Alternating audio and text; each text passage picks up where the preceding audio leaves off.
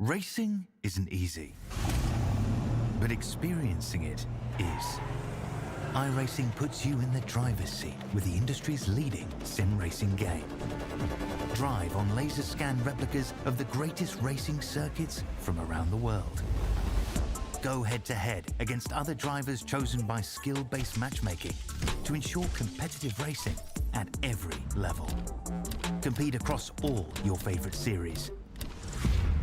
In officially licensed cars, engineered to deliver the most accurate driving experience possible.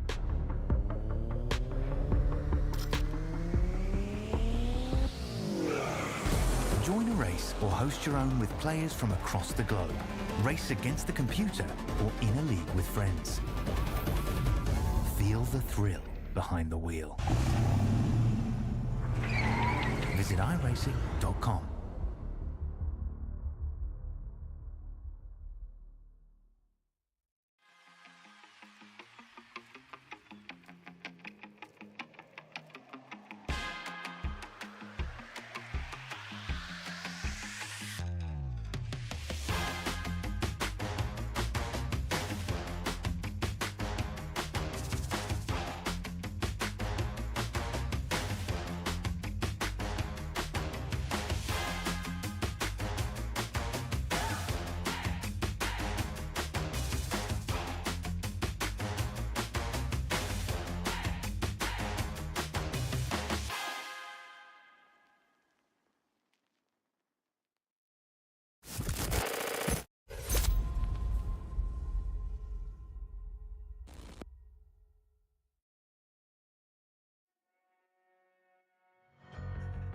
Everything is bigger in Texas, and that includes the road course at COTA.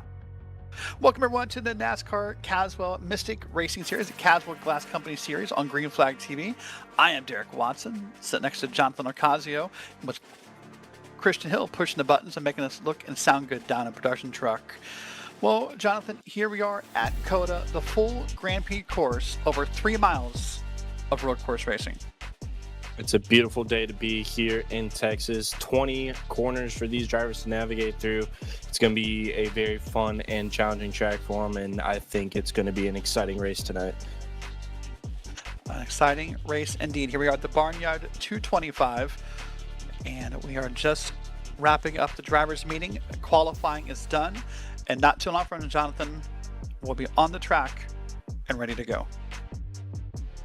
Definitely gonna be a fun one today. Hopefully qualifying is gonna be really tight, and I think this track is gonna be very good for racing. There's like a lot of good passing opportunities for these drivers to make some overtakes if they have a rough qualifying session, but it's also a very technical track as well for these cars that don't have a lot of downforce to get through, especially in around the third sector. So it's definitely gonna be a fun race, and I'm ready to get started.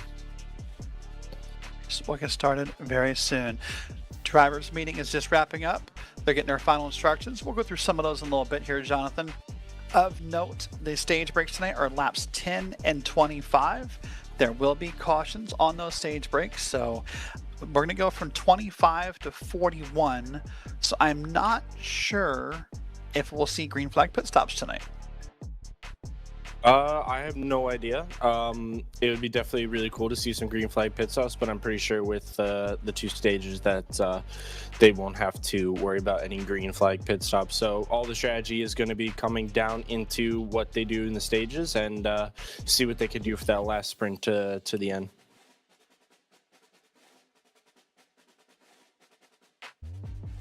Okay, well, it sounds like we're ready to get up here for the grid and get the grid moving here at the track.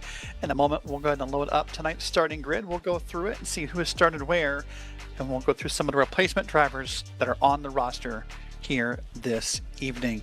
Happy along here with Green Flag TV. Hope you're enjoying the night of 3 different broadcasts live at the same time. But let's start here with our pole sitter. It is Aaron Smith II. He is actually one of our fill-in drivers tonight. Let's see, he is filling in right now, and he's going to have P2 next to him, Tommy Ryan, who won last week. Going to be back into P number 3. You'll find River Hayes in the 81 next to the 98 of 7 Hawthorne. Andrew Allen in the 25 next to Beckett Brown in the 00 back in P6. P7's Devin Curl in the 15 car, that Yahoo machine next to the 51 of Morgan Cook. Luke Barnes is in P9, and he's got the 21 of Isaac Brock back in P10. In P11, we have the 48 of Adam Holston. Alongside him is the 45 of Derek Jewett in the 12th position. Falling back into row number 7, we have the 27 of Bradley Cooper, and alongside him is the number 33 of Brad T. Nelson. In the 15th and 16th position, we have Michael Wade and Ryan Pelfrey. In the 17th and 18th position, we have Brandon Williard in the number 54 Toyota. Alongside him is the number 2 of Jared Nosnider. And 19th, we have the number 1 of Dylan Brumley and Caleb Hunt in the number 19. Get through our last set of cars really quickly. Here's about to go green. Colin Bollinger, second place last week in the 8 cars in P21 to Zach Davidson back in P22. P23, you'll find Sean Merriman next to Jonathan Giacari, one of our replacement drivers, in the 11. 25th, you'll find Reggie Kime in the 9 car next to the 79 of Harold Tucker III. And last on the grid, you'll find Zach White back in the 77. Well, the drivers are pacing around here. They're up now through turn 16. This is when the cars will start to double file on these pace laps, Jonathan. A very tricky 20 turn course up ahead here in these O'Reilly Auto Parts cars. Yeah, 20 corners here at COTA. In the first sector, we do see the iconic little chicane section, as the F1 fans will know. And then going to the second sector, that's where we have the long back straight, one of the longest straightaways normally on the F1 calendar. Going into the tight third sector, which I think we'll see a lot of overtaking, but the drivers got to make sure not to overjudge it. When it comes to overtaking, it tightens up towards the end, and then we complete the lap and go down another long straightaway into turn number 1, which the drivers are about to do right now. Yep, and the pace car's still out, so I believe we're going to go one more full time around this track here. The drivers will get one full time around here to kind of get a feel for the course at a very slow pace here, kind of get an idea for what pace speed is. But what, in your mind, of these 20 corners will be the hardest for these drivers? In my opinion, I think it's going to be the turns 13 to 15. Those have always been the more challenging corners for me to get through. They're very tight, especially in these cars that are not the greatest when it comes to road course driving. I think those will be the more challenging parts for them. So let's take you through a quick list here and see all the replacement drivers that are running this evening. I'll walk through them for you. They're going to be Jonathan Giacari in the 11, filling in for Douglas Wysocki. Andrew Allen is filling in for Joshua Thornton. Aaron Smith II is up on the pole, is filling in for Gavin Hinson. 7 Hawthorne is filling in for Tyler Stevenson. Dylan Brunley is filling in for Zachary King. And then Jared Knopsnyder is filling in for Aaron Baum. And then lastly, Bradley Cooper will be filling in for Christian Barnes. So a good, healthy set of replacement drivers here. So a couple notes came out of the drivers meeting, Jonathan. One is, of course, to mind your P's and Q's. This is a road course. Cautions will be at the admin discretion. There was a lot of talk about track limits tonight. If you get your tires completely beyond the turtle curbs tonight, you may face some post-race penalties from race control for cutting the course. Yeah, I feel like that's, I think getting the track limits a little bit stricter for these guys is definitely a good idea, especially when we do see the Cup cars do go to a race like Charlotte or Watkins Glen. Track limits are normally optional. So I think it's just going to make sure that these drivers keep it in between the white lines as best they can. And I think it'll definitely make things a tad bit more fair. Instead of trying to exploit some cheeky little off tracks, but it'll be kind of interesting to see. The drivers have to really make sure they're paying attention to it. They like you said, a post-race penalty could be in play. So as long as they keep it nice and clean and nice and tidy, I don't think we'll see any penalties at the end of the weekend. That right there is turn 11. That's where the observation tower is in real life when they run this formula course, and possibly the toughest corner the drivers will face all night. Then they're going to go down this long straightaway, into P12. And Jonathan, sort of an unintended purpose of running this pace lap. I don't think it was for that purpose, but I wonder if this slow pace lap will kind of make some drivers want to, slow down and not cause a caution, knowing how long these take. Yeah, for sure. But I don't think we'll have any issues with cautions here. At least I'm hoping not. I think these drivers, after watching them last week, I think they're normally really clean. So I think it's definitely going to be a green flag running besides the stages. And another thing with that's always good when you're behind the pace car, especially for an extra lap. You can understand how the track feels, even though if you guys are going really slow. I know in the world of karting and the real world stuff as well, like understanding where the grip levels can be, or getting another look at a corner and remembering how to take it, I feel like is a really good thing to look at when you're behind the safety car for an extended period of time. As you see Tommy Ryan right now warming up his tires, finding that grip, as I was talking about a couple seconds ago. Yep, Tommy Ryan, last week's winner, would love to come back and repeat 2 weeks in a row. Let's see if he can make something happen here, and we'll see if that can happen. Had an exciting finish last week at Vegas with Colin Bollinger. We'll see what may come tonight for Tommy Ryan. And if you're now up through turn 17, this is sort of the end of those big winding corners you go through up into turn 18. Only a couple laps away, or a couple corners away, pardon me, from going green flag racing. I'll have you along for the ride here on Green Flag TV. Again, Derek Watson, Jonathan Ocasio, with Christian Hill pushing the buttons, making us look and sound good down in the production truck. Well, here we go. Get ready. This won't take long to find Calamity. We're going to get ready here as we enter the last left-hand corner under pacing. We'll go on the green flag from Barney to Flagman, but turn 1 could be chaotic or worse. Happy along for the ride. It's going to be Aaron Smith II, a common driver here on Monday nights on Green Flag TV, leading us up to the green flag. And let's go racing in Texas.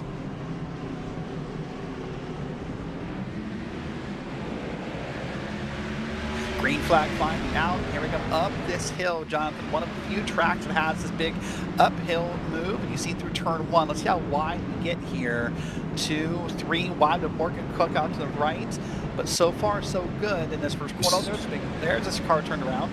That's the 98. There's a little bit of bump from the 11, but we stay green. Everyone stays green. I'm surprised. I'm really happy to only see at least one car. Everyone made it nice and smooth. We are going through the S's for the first time. Aaron Smith in the 39 is in the lead. River Hayes sliding into that second place position. These S's normally a very, very fast section in a Formula One car with all the downforce. These cars have to go a lot slower, but they all managed to get through. Very well done from these drivers. Lap 1, except for the 98. I don't really know what happened to him, but he'll be able to get back into the race. Here we go. We are going down into turn number 11, a very crucial part of the course. It's a very tight corner, but you want to make sure you set up for a good exit so you have a good run down the straightaway. And these cars are really good for drafting and making sure you're in the slipstream as we watch the number 15 and the 00 battling out. I think that's Sabrina Carpenter on the hood. Very, very interesting livery here as they're going side by side. Yahoo Sabrina Carpenter livery. Here we go down in the number 12, hard on the brakes, braking down the inside, and he gets the pass done. The 00 slots up ahead of the number 15 of Devin Curl, and now we are entering the tight part of the track. This cool little double right section. Make sure you don't get on the power too early. Now we are sliding into this other really visually deceiving course at 21. Tries to slide at the inside of 15. He just does not have the run to get into the next corner. And now they're going into 16, 17, and 18 now to almost finish lap number 1. Here to finish lap when the 00 has moved up ahead of Devin Curl. That's Beckett Brown in the 00 there, and it got ahead. That's the 15 purple and white Yahoo machines. And drivers up on those curbs here. And this will be something different, Jonathan. I know you're more the road course guy, and this will make more sense to you that they're up on the curbs tonight. Typically, though, for an oval driver, you're taught to avoid the curbs. So some drivers may find it kind of foreign or odd to be allowed to touch the curbs here. Yeah, the curves here, thankfully, are, besides the little turtle curves that we see into turn number 1 while we're riding on board with Luke Barnes, who is trying to get a good run on Isaac Brock. But these curves are really flat. I think these rumble strips and curves you want to take advantage of. You could use it to widen the track, as we should see coming through these S's. You could see Luke Barnes is really getting a good run through here, making sure he uses all the track to hug it. And on exit as well as the oh, he gets a little loose. He saves it though. What a save by Luke Barnes in the 04. But yeah, as I was talking about, these curves are normally really flat, so these drivers should not have a worry as some other tracks that have dangerous curves, like let's say Imola, for example, or Monza. Those are more dangerous curves. But yeah, these drivers shouldn't have much of an issue. If anything, they should use them to help them out as well. We'll see what's going to happen to 04. As you said, got a little slick there for a moment, got it gathered back up, so they'll keep racing on here. And quickly, the gaps are forming in the field. Look at the leaderboard. It's already 1.5 seconds from Aaron Smith back to River Hayes, and then on back further. Tommy Ryan is already 2.5 seconds back off your leader here. So you can quickly tell how comfortable some drivers are and may not be. You see even Morgan Cook up here in the top 5, but Morgan Cook's already 3.5 seconds off, and he's in P4.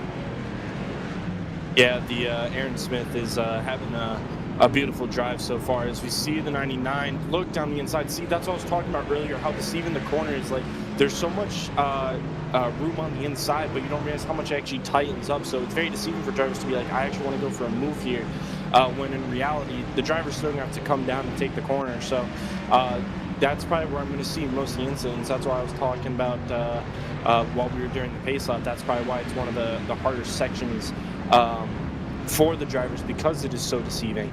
As we saw Tommy Ryan, last week's winner, try to go for a move on River Hayes as Aaron Smith takes the fast lap of the race.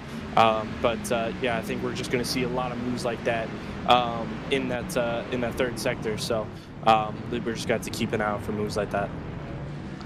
One gets through that corner okay once again here, and then in order the way they're running on your screen, that's River Hayes up front and the black car with the blue trim. That's 99 and Tommy Ryan in front of you, and you'll see Morgan Cook pop into the picture eventually here in that green car. But this is the battle right now. It's Ryan, it's Hayes. They're coming up through the S's. This is turns 3, 4, 5, 6, including certain 7 in here right now is where they are. I mean, you mentioned it earlier, Jonathan, that these is a difficult set of corners in these O'Reilly cars because lack of downforce compared to F1. These guys really cannot even get on the throttle for those corners.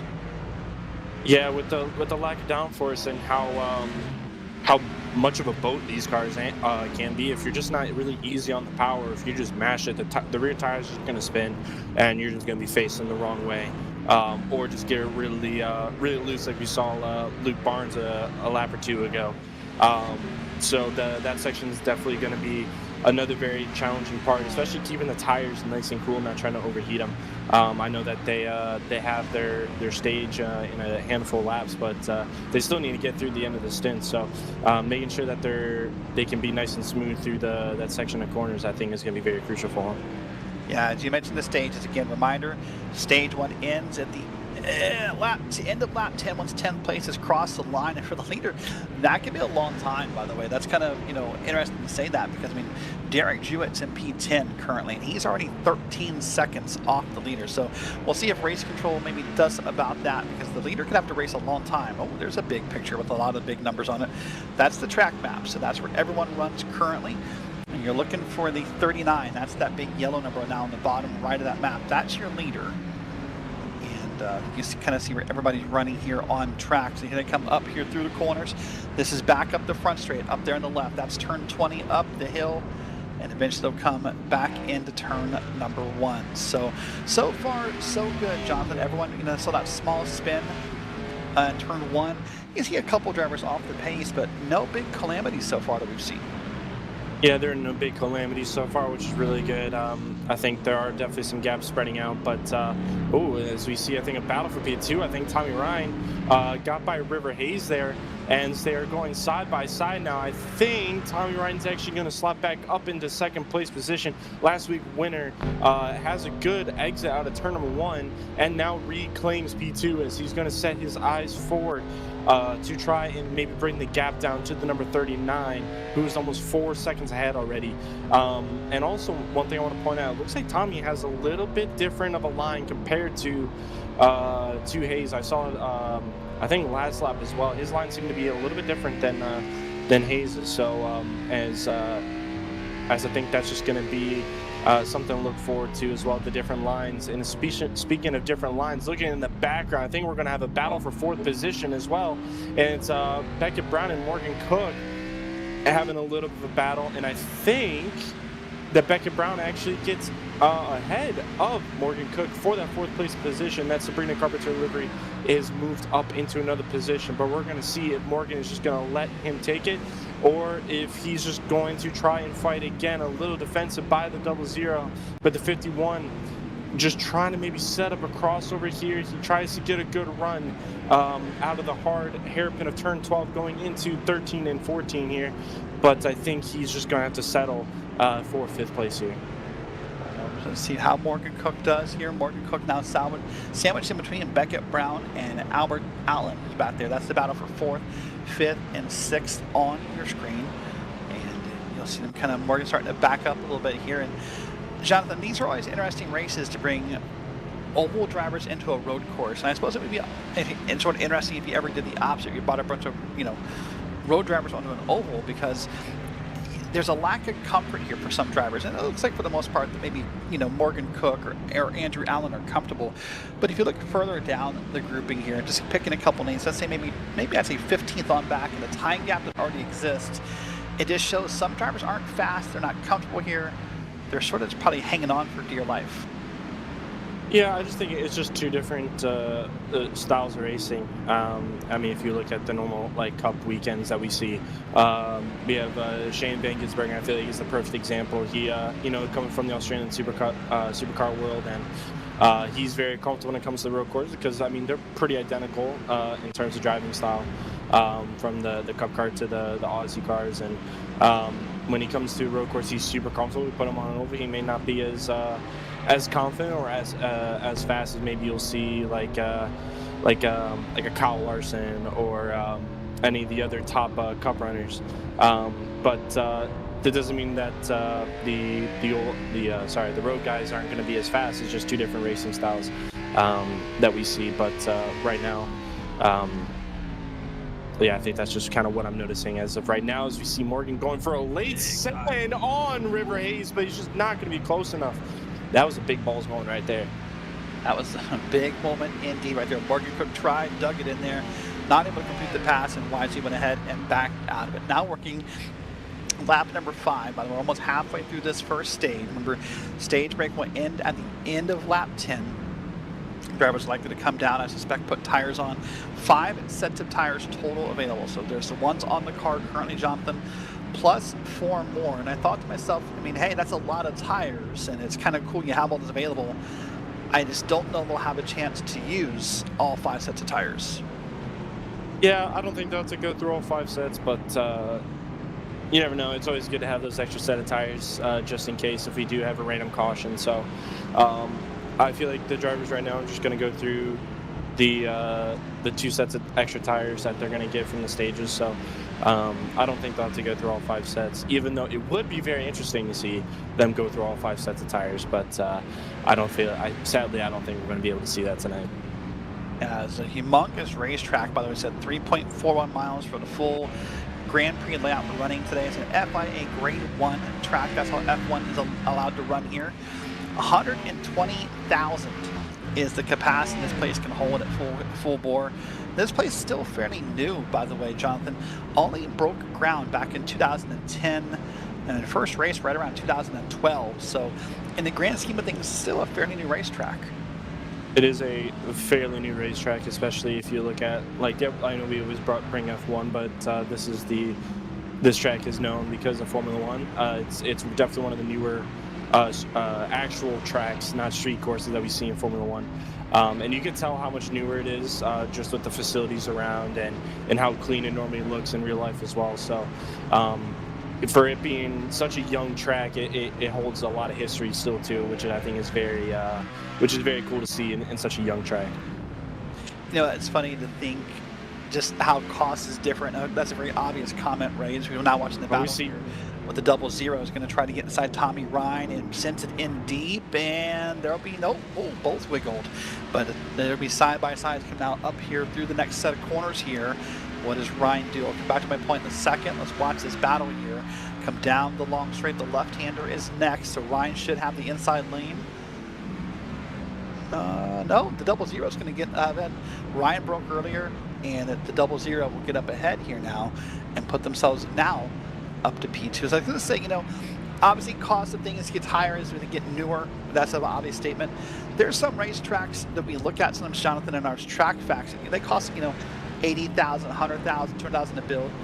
The initial groundbreaking for this track cost $900,000 when they started back in 2010. So a very expensive facility.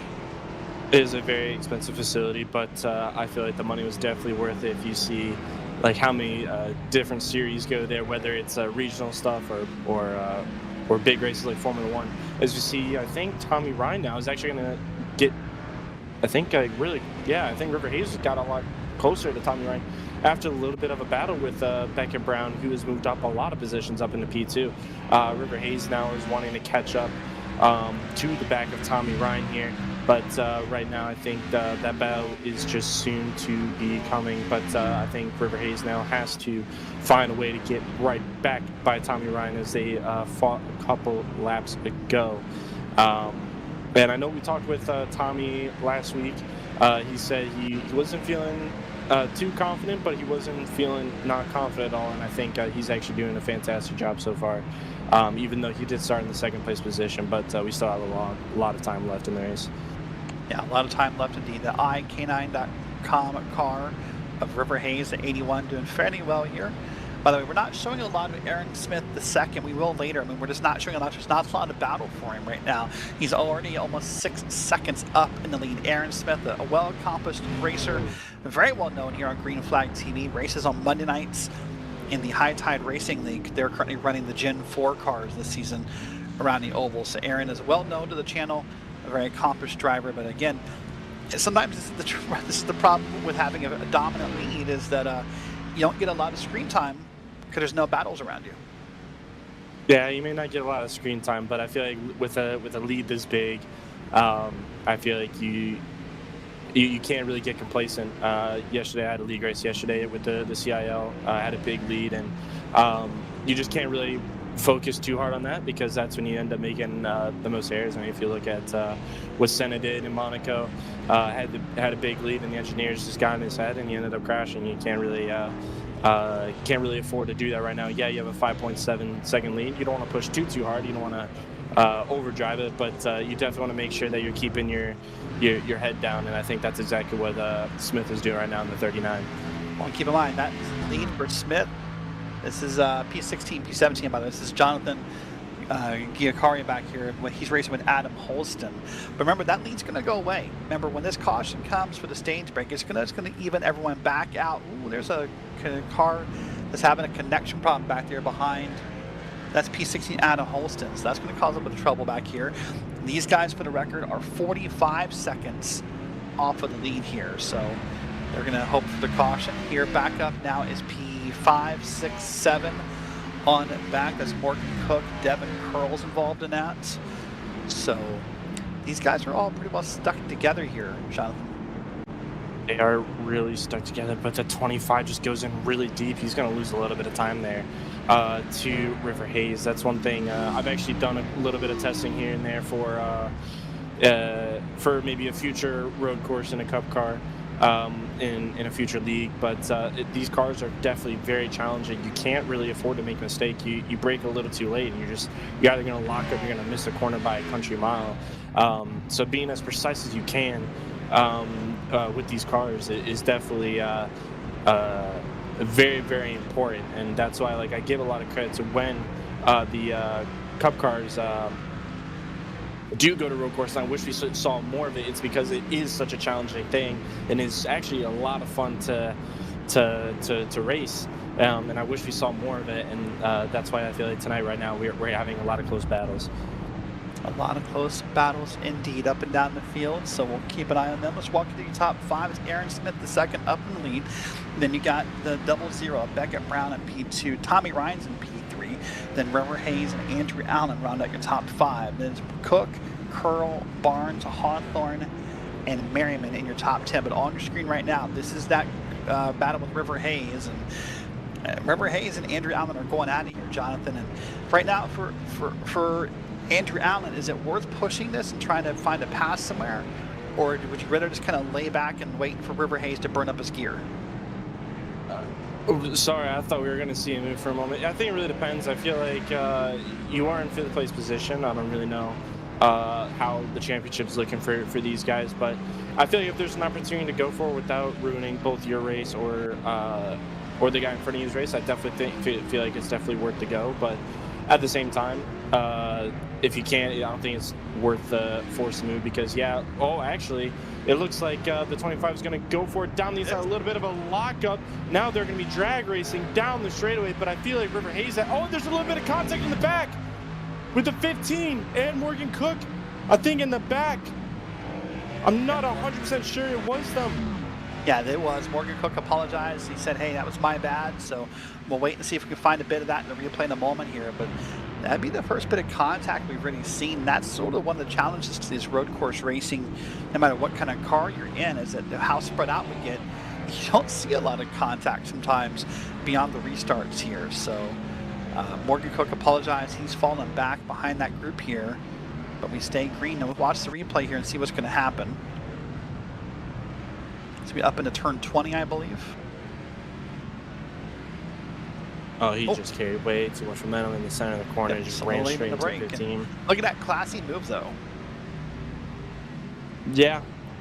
I mean, at least he apologized. He knew it was his mistake, but luckily that these two drivers can keep going.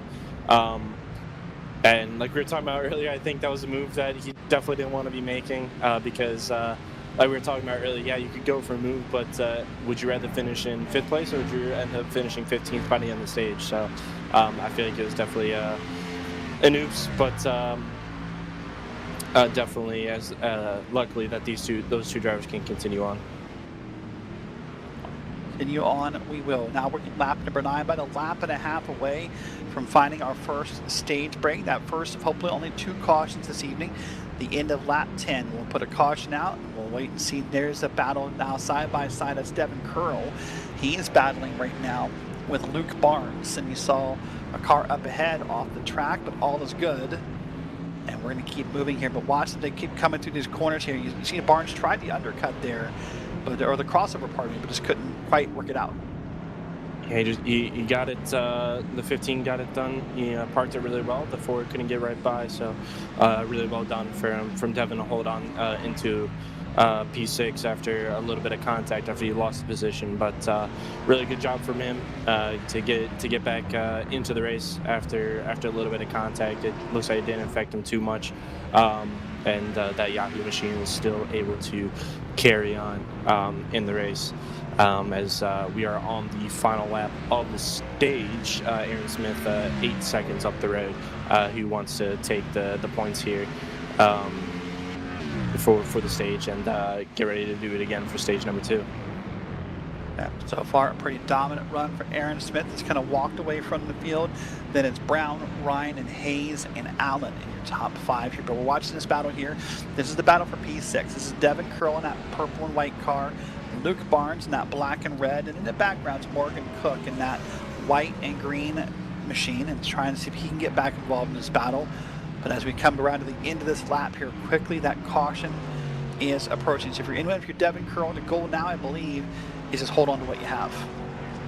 Yeah, for sure. He can't really gain too much, but he could definitely lose a lot here. So just bringing home a P6 for him is definitely the goal, and get another fresh set of tires on the car and get ready to do it again in stage number 2. And I feel like he definitely has the pace, I feel like, to fight in the top 4 with the likes of Hayes, Allen, and Morgan Cook as well, who has actually started closing in a little bit on the battle in front. But for Devin right now is definitely just get to the end, take a little breather. That's what stages are for. Take a little debrief with yourself, and if you have a mechanic or a crew chief with you, go over with them, and then put a fresh set of tires on and get ready to go and get back to work. Here comes Luke Barnes trying to kind of dig in a little bit here. This is up here in that big, heavy turn here. Lots of rotation in that corner. Luke Barnes back in P7. Watch here, just the speed here, by the way. It's not a lot. You mentioned earlier the F1 cars and the downforce. Look at this, only about 60 miles an hour, now up to 70, 80, 90 maybe. And we're already back down the speed. So these lap times are about 2 minutes and 17 seconds. They don't carry a lot of speed in them. Yeah, they don't carry too much speed. As much as a F1 car, but if we look at let's say 2025, if I am not mistaken, I think we had I'm actually trying to see what times they're running, but definitely a lot quicker than a lot quicker. I think Max Verstappen qualified with a 1:33, so definitely a couple seconds quicker than these Cup cars, as the 25 actually got by the 81. Andrew Allen by River Hayes. That's true. Yeah, I certainly did here. By the way, there's the 16 loose and wiggled and is okay. We're waiting for the caution to come out here. There it is for the stage break. Under caution for the first time at COTA, Circuit of the Americas. And congrats to Aaron Smith, the second, your winner in the first stage. Well, Jonathan, briefly tell me what do you think these drivers learned in the first stage that will be helpful in the rest of this race? I don't know. I feel like keeping the car underneath them has definitely been the big thing, and making sure that they keep the rear tires underneath them. I feel like those have been the two big things I feel like I've been noticing. I feel like that's why Aaron's been able to go away. I feel like he's kept the tires nice and chill, and I feel like he's been very precise, very consistent, very fast as well. So I feel like those are some things that the drivers need to work on to try and compete with the 39, so he doesn't walk away by 10 seconds. On around here, and Aaron Smith will eventually catch the pace car, and then we'll get lined up for pit road here and get our pit stops done. I think it's easy to say, Jonathan, everybody gas and 4 tires. I can't see anyone messing with that strategy there. No, I'm with you on that one. I don't feel like there's going to be a lot of people not going to switch to a fresh set of tires. I think fresh set of tires here is definitely the way to go. I mean, if you look at what they do in Oval, how much time that they gain on a fresh set of tires, I feel like if no one takes a fresh set of tires, I mean, we have 5 sets. Why not use them?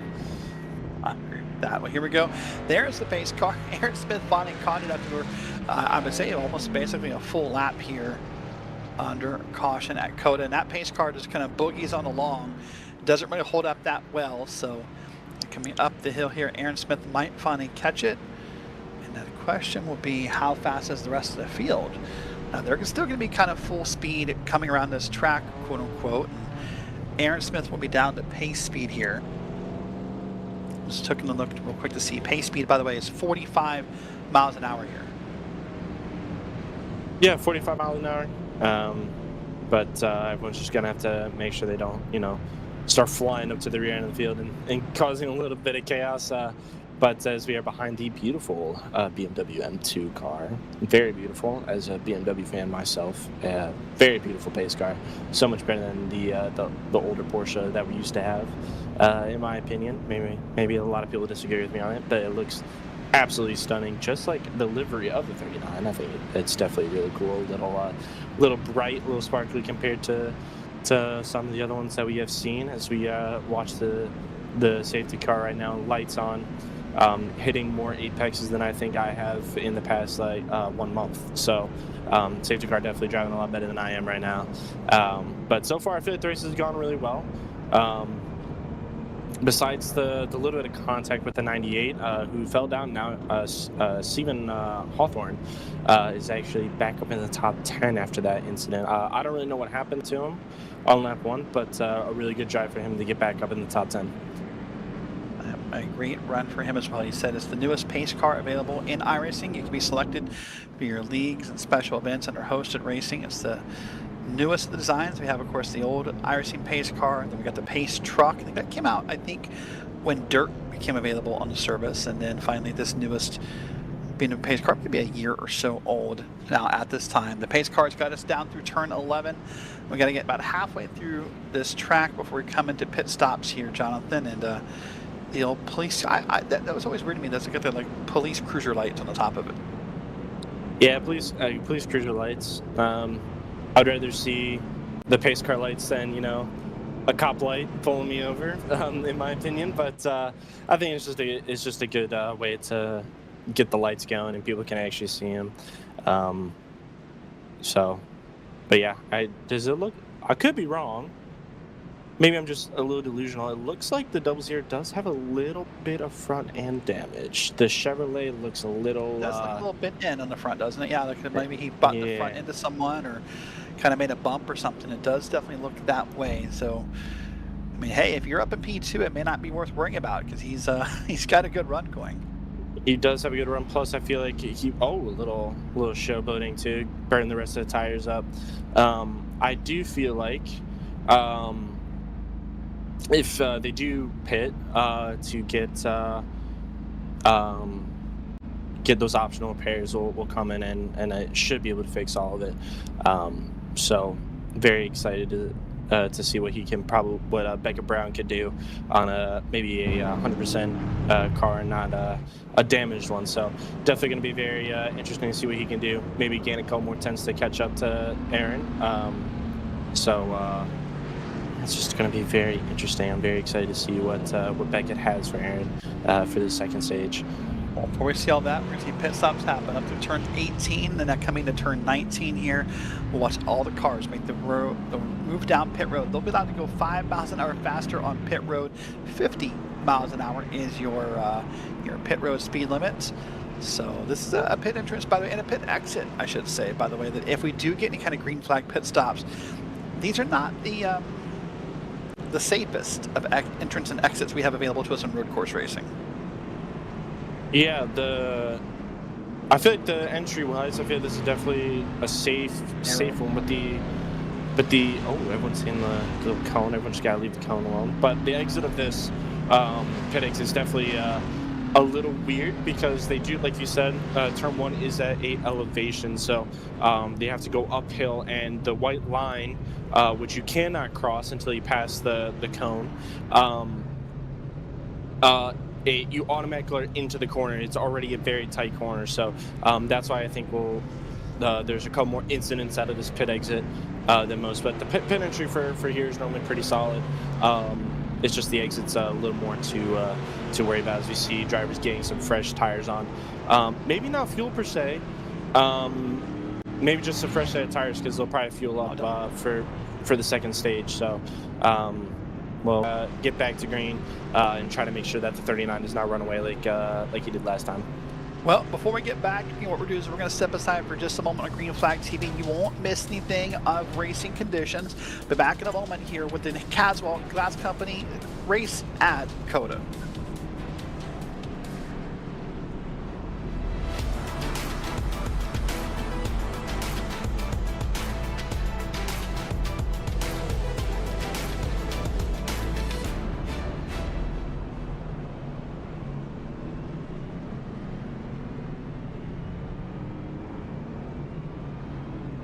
Racing isn't easy, but experiencing it is. iRacing puts you in the driver's seat with the industry's leading sim racing game. Drive on laser scan replicas of the greatest racing circuits from around the world. Go head to head against other drivers chosen by skill-based matchmaking to ensure competitive racing at every level. Compete across all your favorite series. In officially licensed cars, engineered to deliver the most accurate driving experience possible.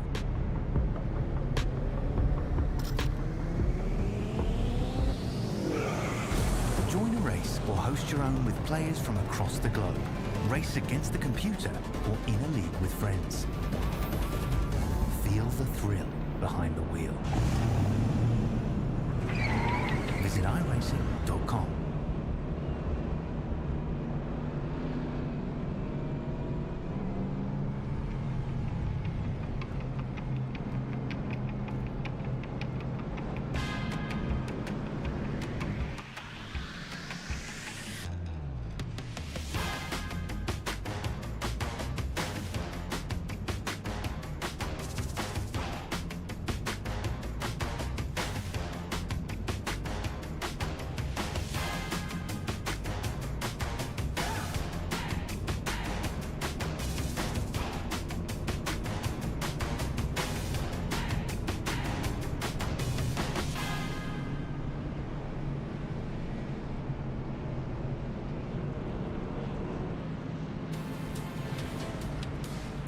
Welcome back here on Green Flag TV to the Barnyard 225 in Austin, Texas at the Circuit of the Americas. Still under caution after the first stage ended lap 10.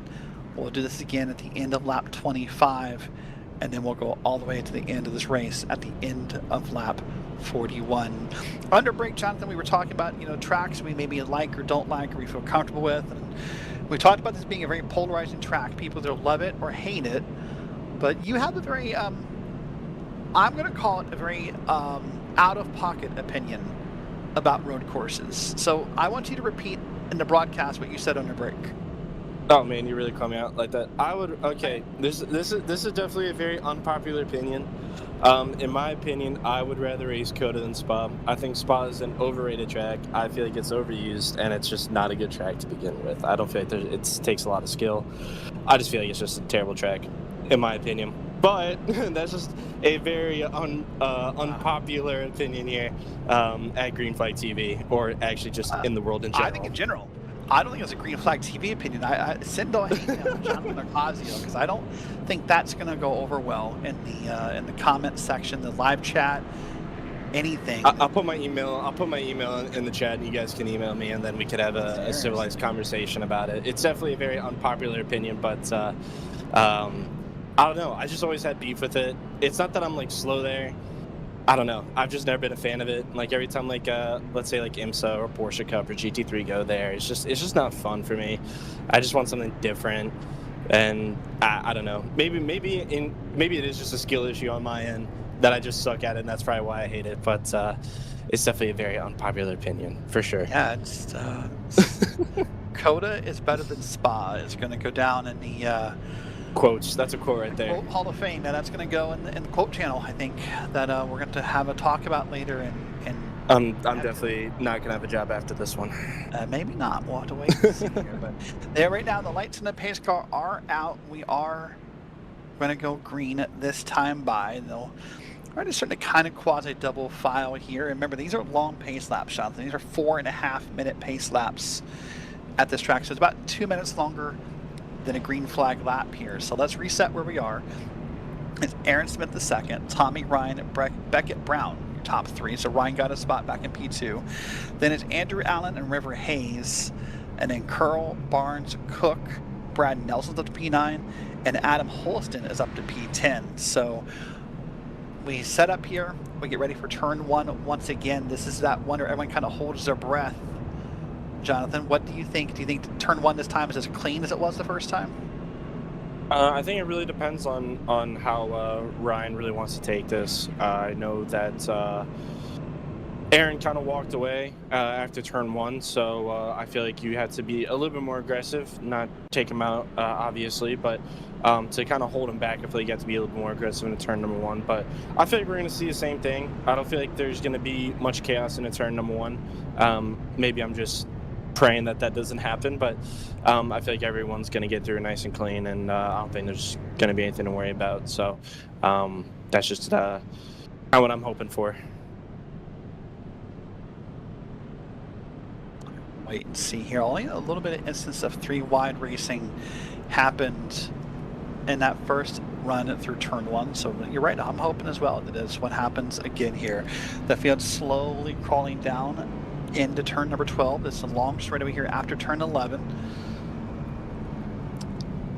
And and it's a very slow pace happening on along here. Happy along for the ride here on Green Flag TV. A triple night of coverage, by the way. We got us here in the booth. The Speed Cup Series will come up in a little bit. That is Nolan Rimple and Brad Daniels. They're out there happening. And then also tonight, Formula College, CIL, is over at the Indy Road Course. So they're starting here soon.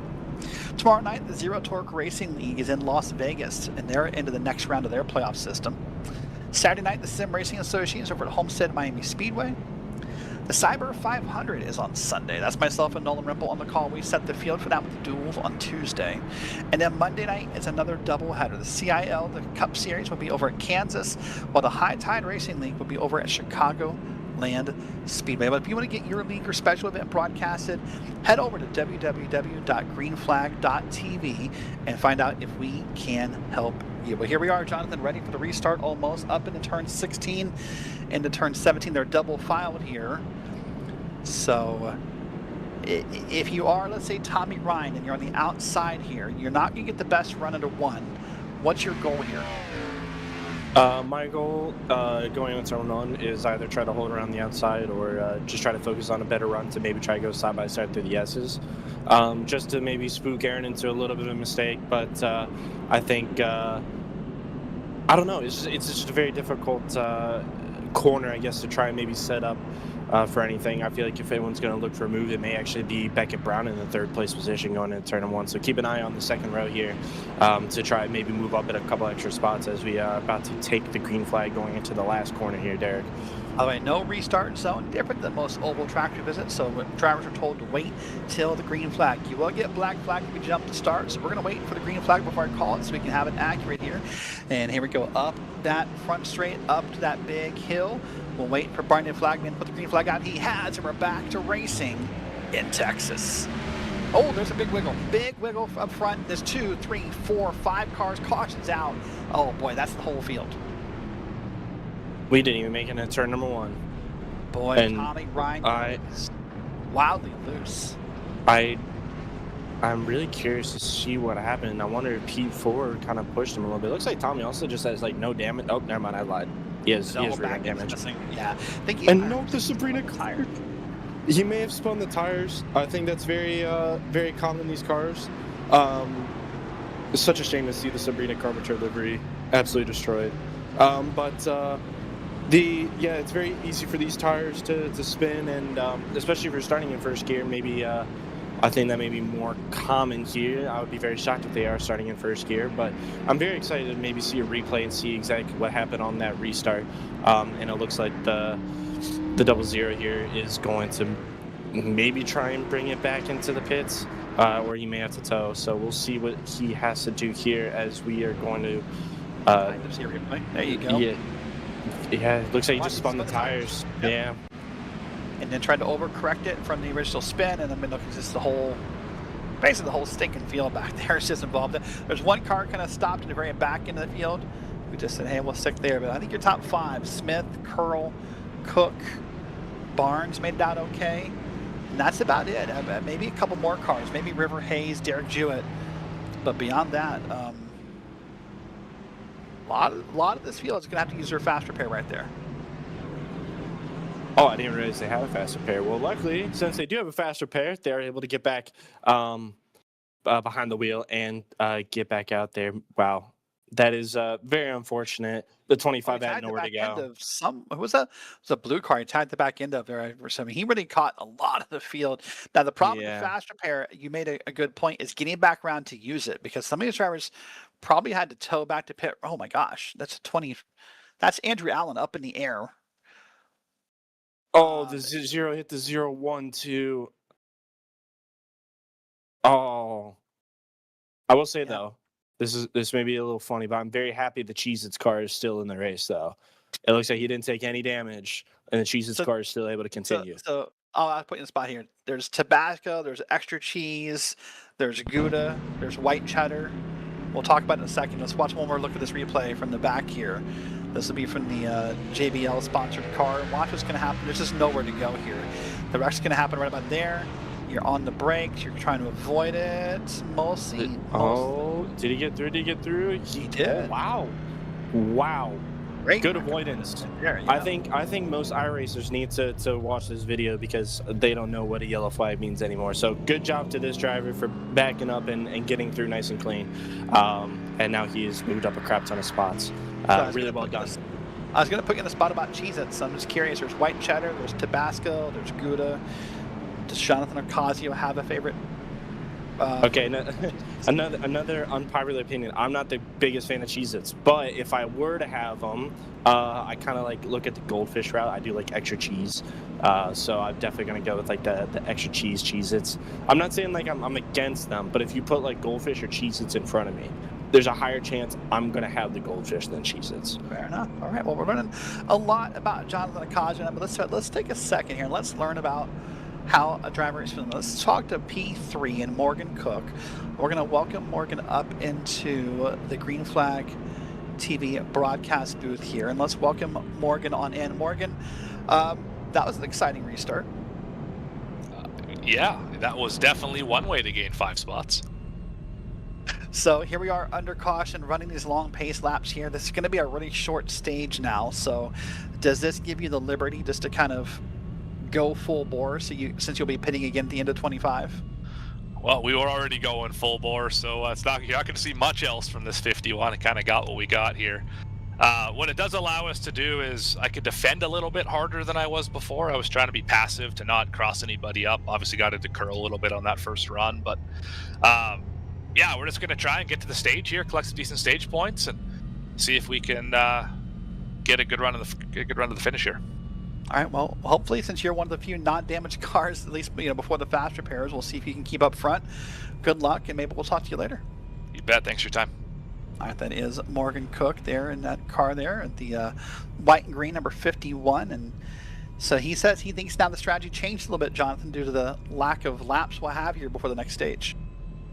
Yes, he said. I mean, they were already going full send to begin with. Now I feel like they really don't have to worry about the tires, or they don't really have to worry about the fuel. They could literally we're going to see a lot of pushing. I think we'll maybe see a little bit faster laps out of all these drivers.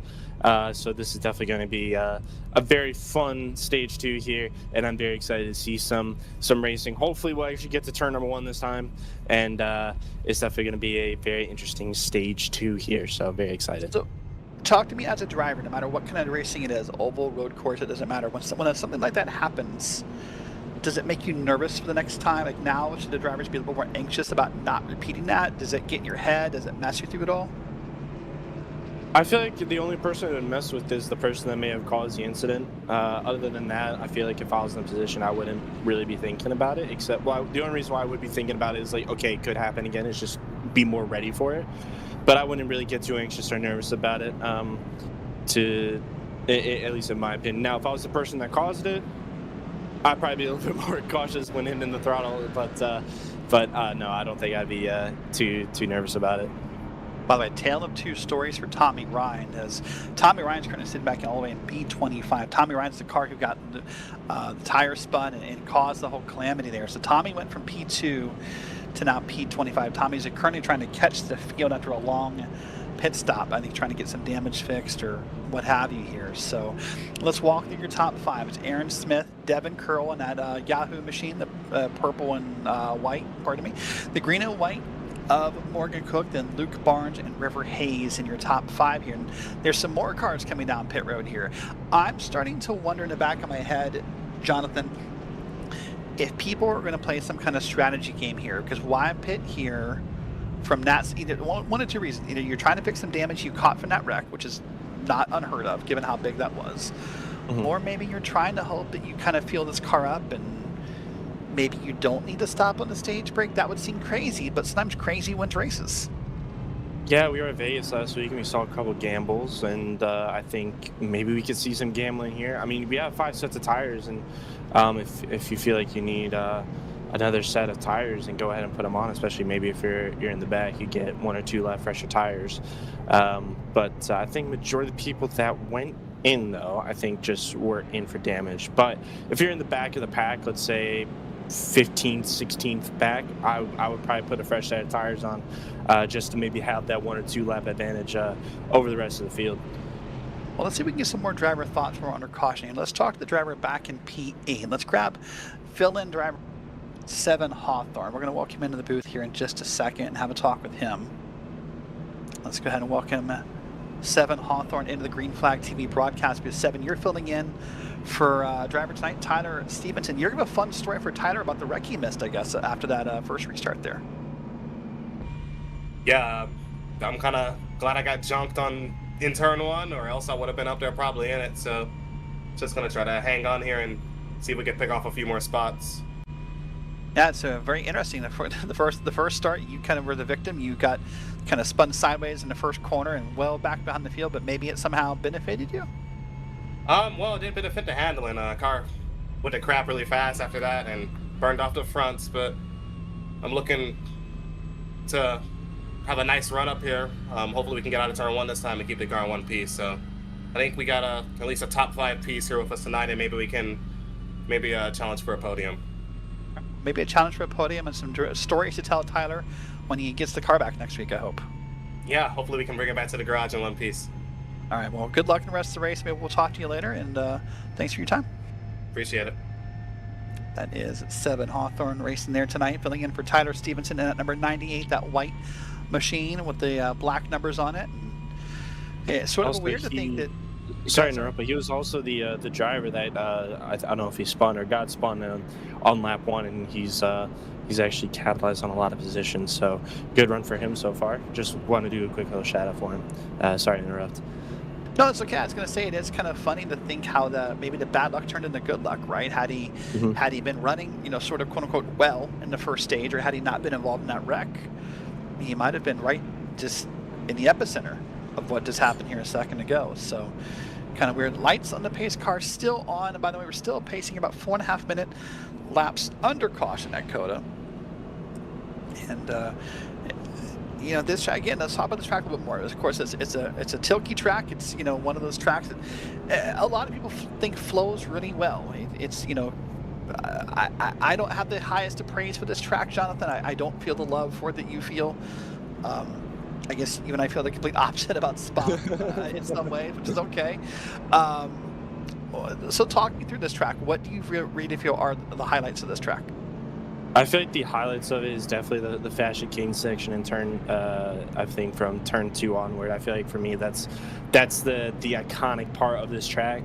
I feel like if you it's just so cool, like seeing the photos and the videos of Formula 1 cars, Indy cars, GT3 cars, just absolutely flowing through there. And I just feel like it's such an amazing feature of the track. It's not like an overtaking spot per se, but I just think it flows really cool, especially when you hit it right. It just feels so good, and you gain so much time from it.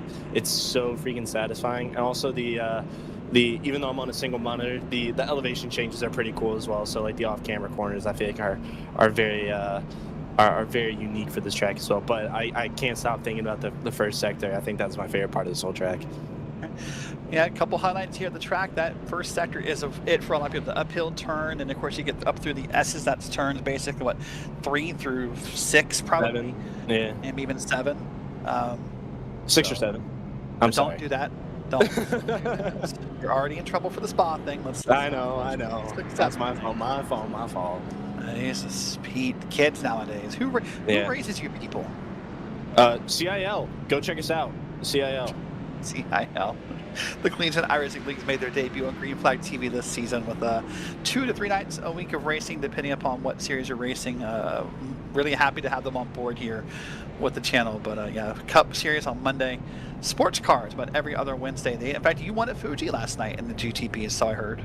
I did. I did win, even though there's some investigation going on. But I did win.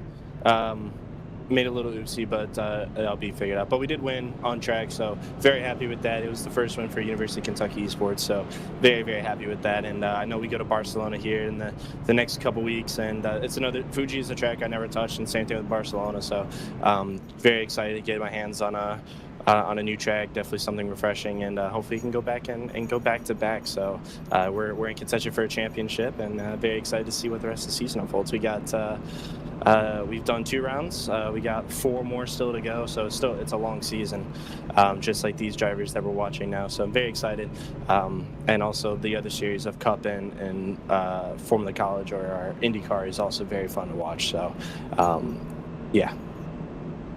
All right, we're coming here. Now the lights in the pace car are off, so we're going to go green on lap 19. Now we're only going to the end of lap 25 before the next stage break, and we'll have a very quick run here. We'll see who wants to get aggressive, man. When you're going to go out and get new tires in 6 laps, I just think there's going to be someone, Jonathan, who's going to want to push the pressure a little bit. They're going to want to push a little hard, knowing that even if I burn up my tires, they're not staying that long. I think for the people who are going to burn up the tires a little bit more, I think that's just going to be more from the mid pack and the maybe more the back end of the field. I think the front end of the field is pretty solid. I feel like they're going to be very not content with being like, you know, 5th or 4th. They want to obviously go forward, but for the people with fresher tires and want to make up a little bit more progress, we're going to see that more from the mid pack. Making the long ride once again from turn 11 to turn 12. This is, I would say, the longest straightaway on this track by far, and it's probably your best chance. And it's not flat. There's that elevation you talked about, so it's not a flat straightaway, but it's probably your best chance to make a run on someone here, Jonathan.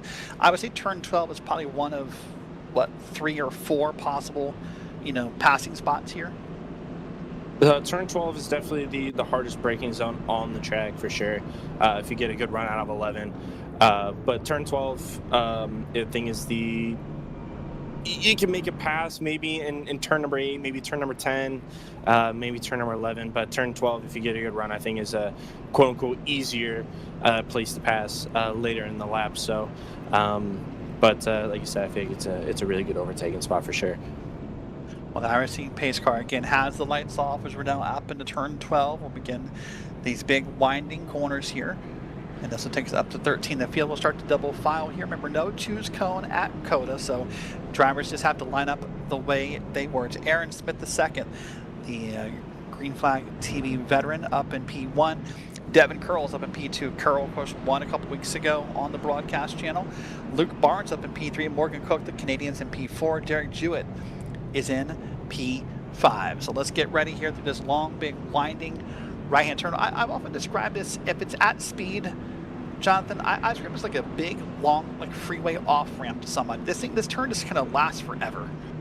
It does. I do like those on-ramps where, like, it's kind of like a corner like this, especially in my little 2014 Nissan Sentra. You're trying to pretend like it's a Cup car or a Formula 1 car. You try to push it, even though it's front-wheel drive. That thing. Yeah, thanks, buddy. I try. I still miss it.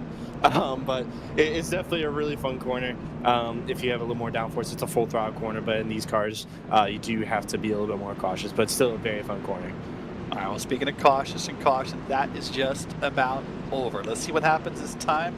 Aaron Smith will lead us around. Remember, waiting for the green flag. There's no jumping to start here. So it's Smith and Curl on the front row. Let's see if we can keep it green this time. Ready to go racing at the start of lap 19. We'll wait for Barnyard the flagman. He'll have the green flag. He'll wave in the air in just a moment. The call will go out, and we will be green flag racing. Better start so far, no spun tires, but already we're setting up for 3 wide in this corner. Look at the 11, that green car shot to the inside. And the 15 tries to go really wide, tries to set up, but he loses a couple positions. Devin Curl, who was on the second row. And there's a wreck again.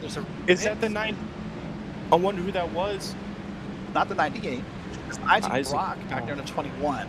That Seattle Seahawks cut it. It's not the sponsor, but that's the kind of colors. The colors of the Super Bowl winning team. Very happy with that. They beat the Patriots, so really good job. I'm not a Seattle fan, but I'm happy to beat the Patriots. That's all that matters. But we are back to the fight for the league. Luke Barnes, the number 4, is looking very racy against the 39 of our stage 1 winner, Aaron Smith. So let's see what we can, if he can make another position here. He is pushing. You can see he took a little bit of curb here going into turn number 11, hard on the brakes, try to get a good run down the very long straightaway.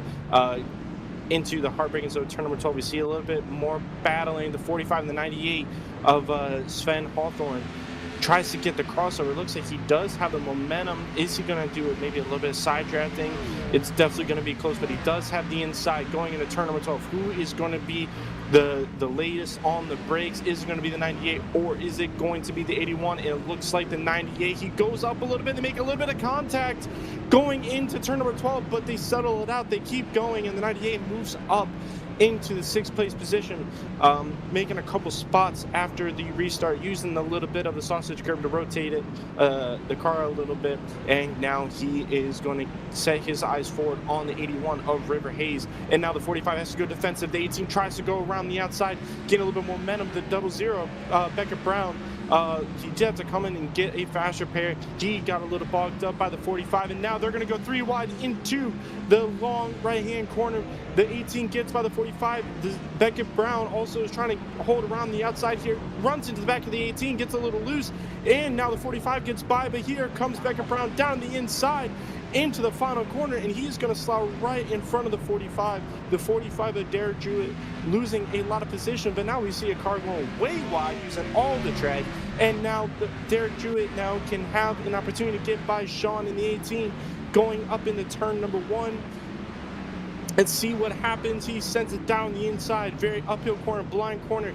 He has to take it a little bit tighter, turning a bit too early. 18 is going to hold the momentum around the outside and holds on into the 8th place position.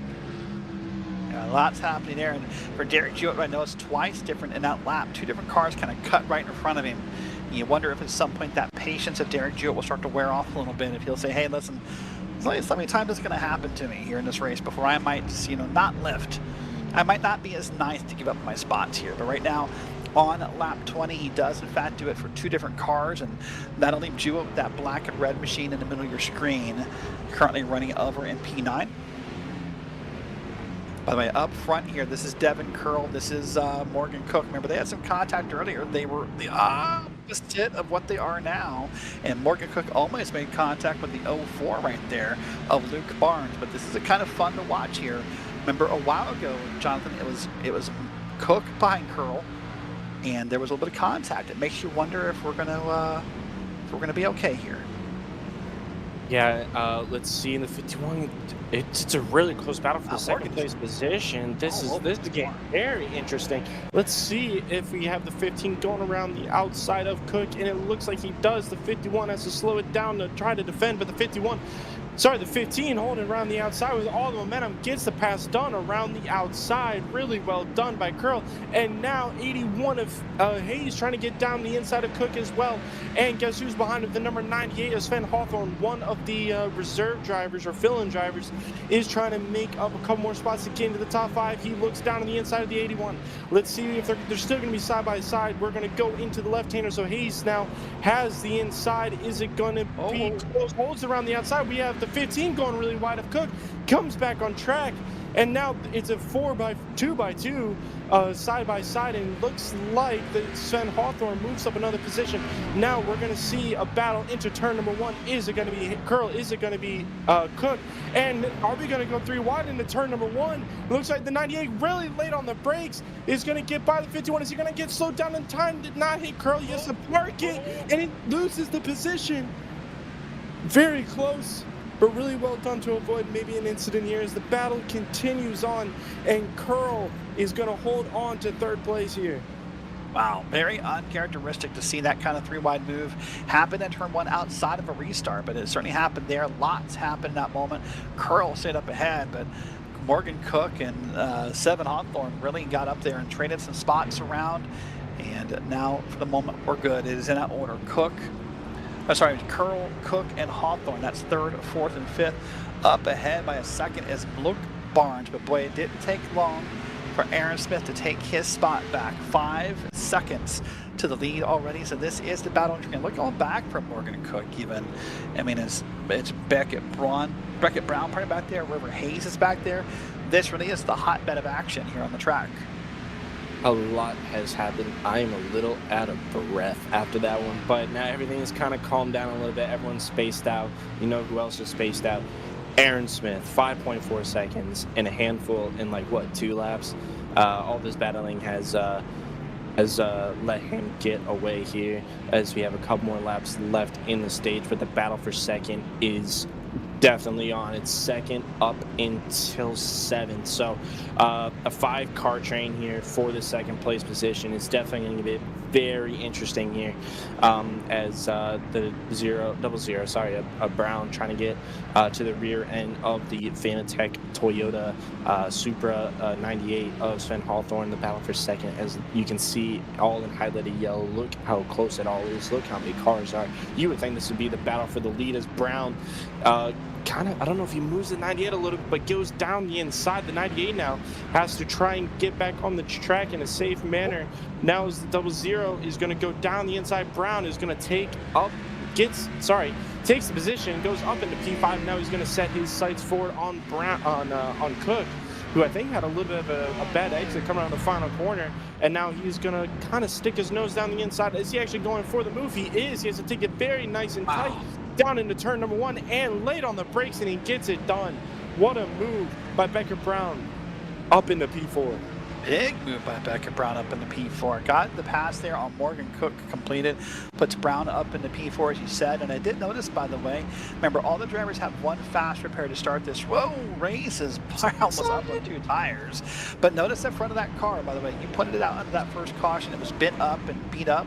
That car looks pristine, so he has used his fast repair. And something that's in the back of my mind, Jonathan, there's a lot of drivers who use their fast repair on about lap 15 of 41. There's a lot of drivers who cannot afford a second incident, and Beckett Brown appears to be one of them.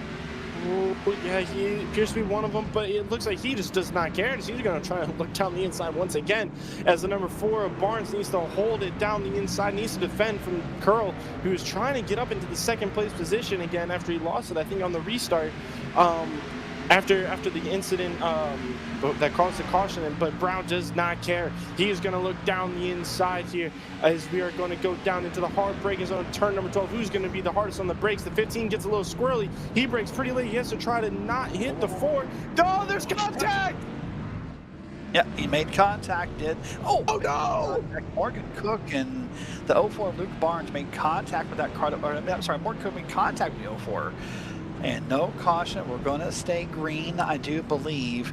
But Beckett Brown made contact and spun that car around. And even if there's not a penalty in race, Jonathan, there'll be a receipt coming at some time, somewhere for Beckett Brown.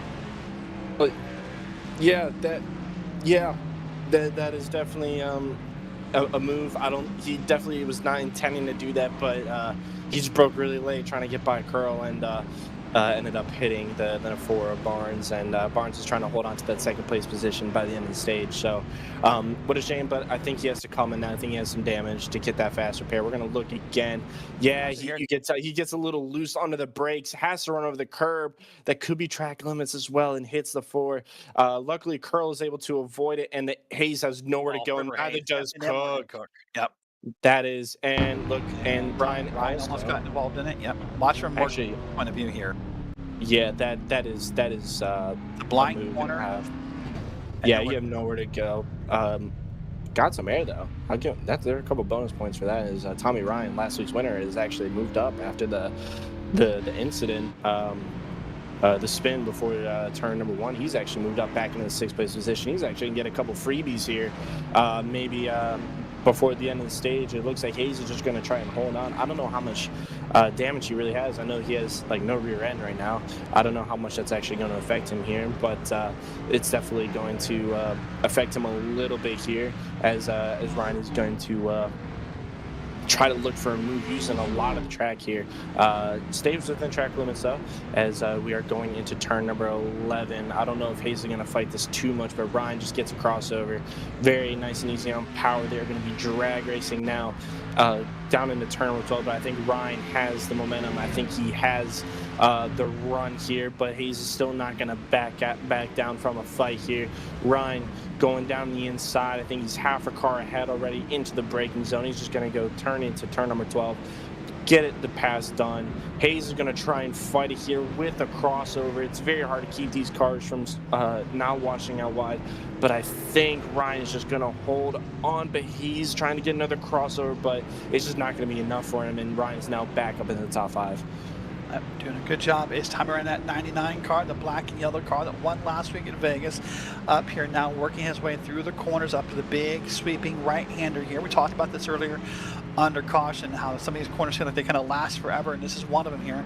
You just kind of keep that wheel cranked to the right for a while, and on around he will go. Now working lap 24 for the leaders, by the way, to about 2 laps away from caution. Pit road has closed, and I'm sure for some drivers they're looking forward to pits opening, Jonathan, so they can get more of that damage fixed after that contact there with Cook and Hayes and others about 2 laps ago. Yeah, a lot of people are definitely going to be wanting to get that fast repair, but someone who is wanting to get fast by is Devin Curl down the inside of Beckett Brown. They're going to be side by side here, going into before entering the S's here, but Beckett Brown's just going to hold it and going in through the S's now. I think Curl is just going to have to sit behind it and try again. He gets a little wide though, and now all of his momentum is gone. Tommy Ryan now may actually have a chance here to get a position here towards the end of the lap, maybe after a little bit of a mistake here. But yeah, a lot of these drivers with that incident definitely want to get into the pits, get that fast repair, and then set their sights going back forward in the race. But working lap 24. Remember, once again, we're going to go caution. At the end of 25, after a good portion of the field crosses past the start-finish line, it's Aaron Smith now 11 seconds to the lead on 7 Hawthorne, Beckett Brown, Devin Curl. That little incident a moment ago with Beckett and others did not help at all as far as giving up the lead. They give up now more than this, over 10 seconds now to our leader. Yeah, they're 10 seconds behind Sven Hawthorne now. After the spin, is in second place now. He is very happy with how things have gone for him so far. He's definitely not going to be complaining, as he has a 3-second gap over the likes of P3 right now. And by the end of this stage, I'm pretty sure a lot of drivers, I know we've said it like multiple times now, are just ready to just get in the pits, get a fresh set of tires on, fuel up, know 100% that their car is fine and ready to race. So it's definitely going to be a very interesting last dash, but we do have about a lap and a half to go soon for the end of the stage, and right now we have Smith, Hawthorne, Brown, Curl, and Ryan, but Ryan is closing up on Curl really close. Those two positions may end up switching here. As also, if you look at the timing tower here on the left, you can see how many people have the fast repairs remaining and who doesn't. Beckett Brown in P3 is one who does not have another fast repair, so whatever damage he may attain by the end of the race, he will not be able to not switch, but get fixed, as the Cheez-Its car, the 16 and the 31 of Ryan Pelfrey, really fast last week at Vegas, are battling out now for this 13th position. That's the battle on here, and they're going to have a good battle. Lots of good battles happening across the track. Maybe all not believed. If we go back to P21, that's where you'll find the number 2 car, number 9. That's Knopf, Snyder, and Kime. They're also having a great battle back here. Brad Nelson's involved back in P20s, and there's some good battles happening up and down the track here. Maybe sometimes back pretty far back. These guys are a minute off the lead, so they're about half a lap behind our leader. But these guys are just racing just for the fun of it. Watching here is now Brad Nelson is going to try and defend this spot and have a good run. He's got Brandon Willard, Lee Admin up ahead. And then he's got to do with Jared Knopfsnyder and Harold Tucker on back. So these guys now going to begin their version of lap 25 as the leader's well ahead here. And then you see the Caswell logo on the front of the car and through this very difficult kind of blind turn 1. I was trying to think of this, Jonathan, and maybe you'll have an idea about it. What other road courses come to mind that has that sort of, a bit of contact right there. What other road courses have that sort of blind turn 1 uphill? Maybe Road America to an extent. Is there any other tracks that come to mind like that? Road Atlanta kind of reminds me of one. Road Atlanta, I think, is the one that it's not really blind, but it's just a very long uphill, right? And since now you're putting me on the spot, I can't really think of another one. But I think Road Atlanta for me is the bigger one when it comes to an uphill. Right, and there's a little bit of contact and a little bit of Dukes of Hazzard here, but he's able to keep it together. Four cars almost made contact because they weren't really expecting that car to be in the lane there, and that's going to be a wild ride. It's Brad Nelson we saw on the screen here. As we have another driver with this lap 25 and kind of waiting for the field to come through here. Boy, oh boy.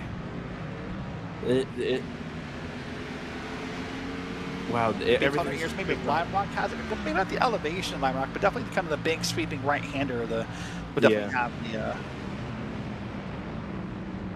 But yeah, so a very unique track layout here at COTA, and a very challenging one these drivers are facing as they're not coming around to finish lap 25, and so are our leaders. So wait for the caution to come out in just a moment here.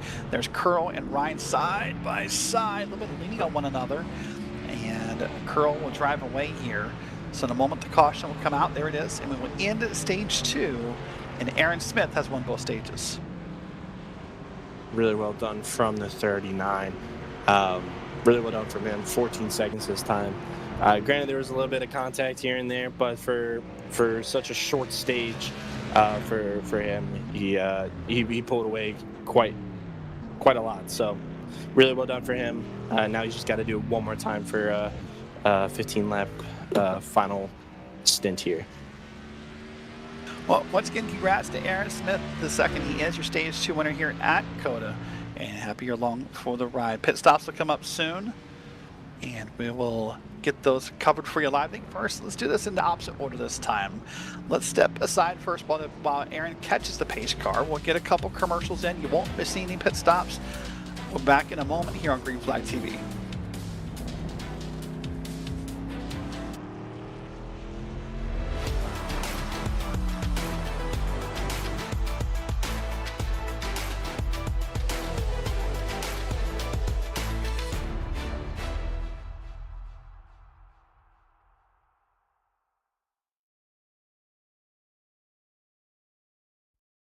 Racing isn't easy, but experiencing it is. iRacing puts you in the driver's seat with the industry's leading sim racing game. Drive on laser scan replicas of the greatest racing circuits from around the world.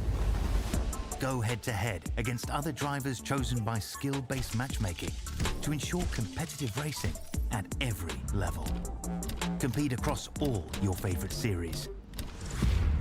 In officially licensed cars, engineered to deliver the most accurate driving experience possible.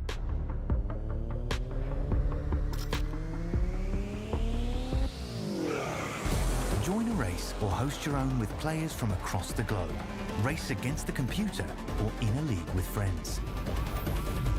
Feel the thrill behind the wheel. Visit iRacing.com.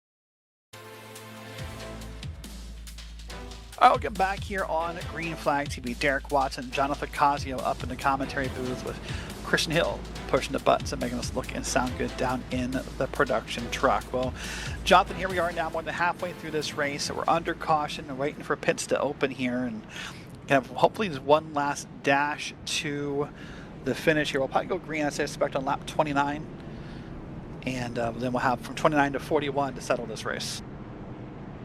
Yeah, we're about to enter the pits here, and we have another kind of a sprint, I guess, towards the end, with like a 11 lap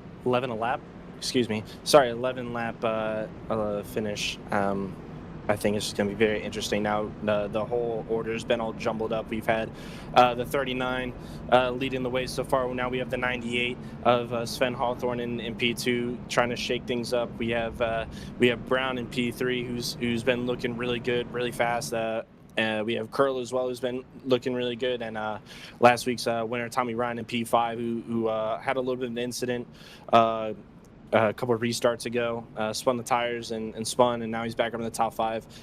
River Hayes as well, trying to get back up. There was a little bit of incident going on, but so far the race has been very interesting. A lot of not so much for the battle for the lead, but for the battle for a lot of other positions has been very entertaining, very close. We've seen a little bit of wrecks here and there, and I'm just very excited to see what the rest of the race has in store, Derek.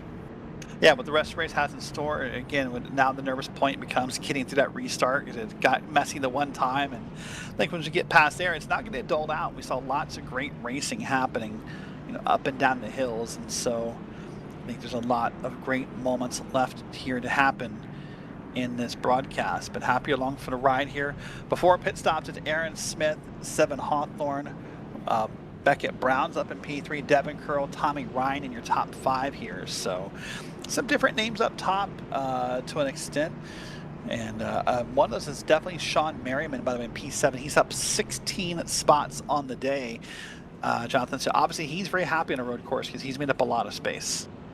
I know for me, like in a race, whether it's real world or the sim, if you're moving up that many spots, your confidence is through the roof. Whether it has been from wrecks or drivers just going off track, moving up that many spots definitely boosts your confidence and will definitely give you the push to be like, okay, instead of 16, how about we get 17 spots? Like, okay, not 17, let's get 18. And I think I would be not surprised if I saw him move up 20 spots. Here we are. Pit stops are happening. Everyone down pit road. No surprise here. Pit road will be a busy place for the next about 30 seconds or so. Car is going to make that left-hand turn, and they'll come down pit road here. And we'll see Morgan Cook, Devin Curl, the 00 of Beckett Brown. And for a lot of cars, this is going to be hopefully their last pit stop, Jonathan. Yeah, these drivers should go through one. This should be their last pit stop, but if there's another caution, they do have their 5 sets of tires. I think someone has gone through 2 or maybe 3 sets of tires. Some drivers have used their fast repair, so in the series they do allow 1 fast repair. Some of them have already gone through it. Some people still have it, so for the people that still have it, it's really good for them, just in case if anything else happens. But for the drivers who do not, it's definitely going to they're going to have to be a little bit more cautious, like Brown. A pretty wall? Is that what you said?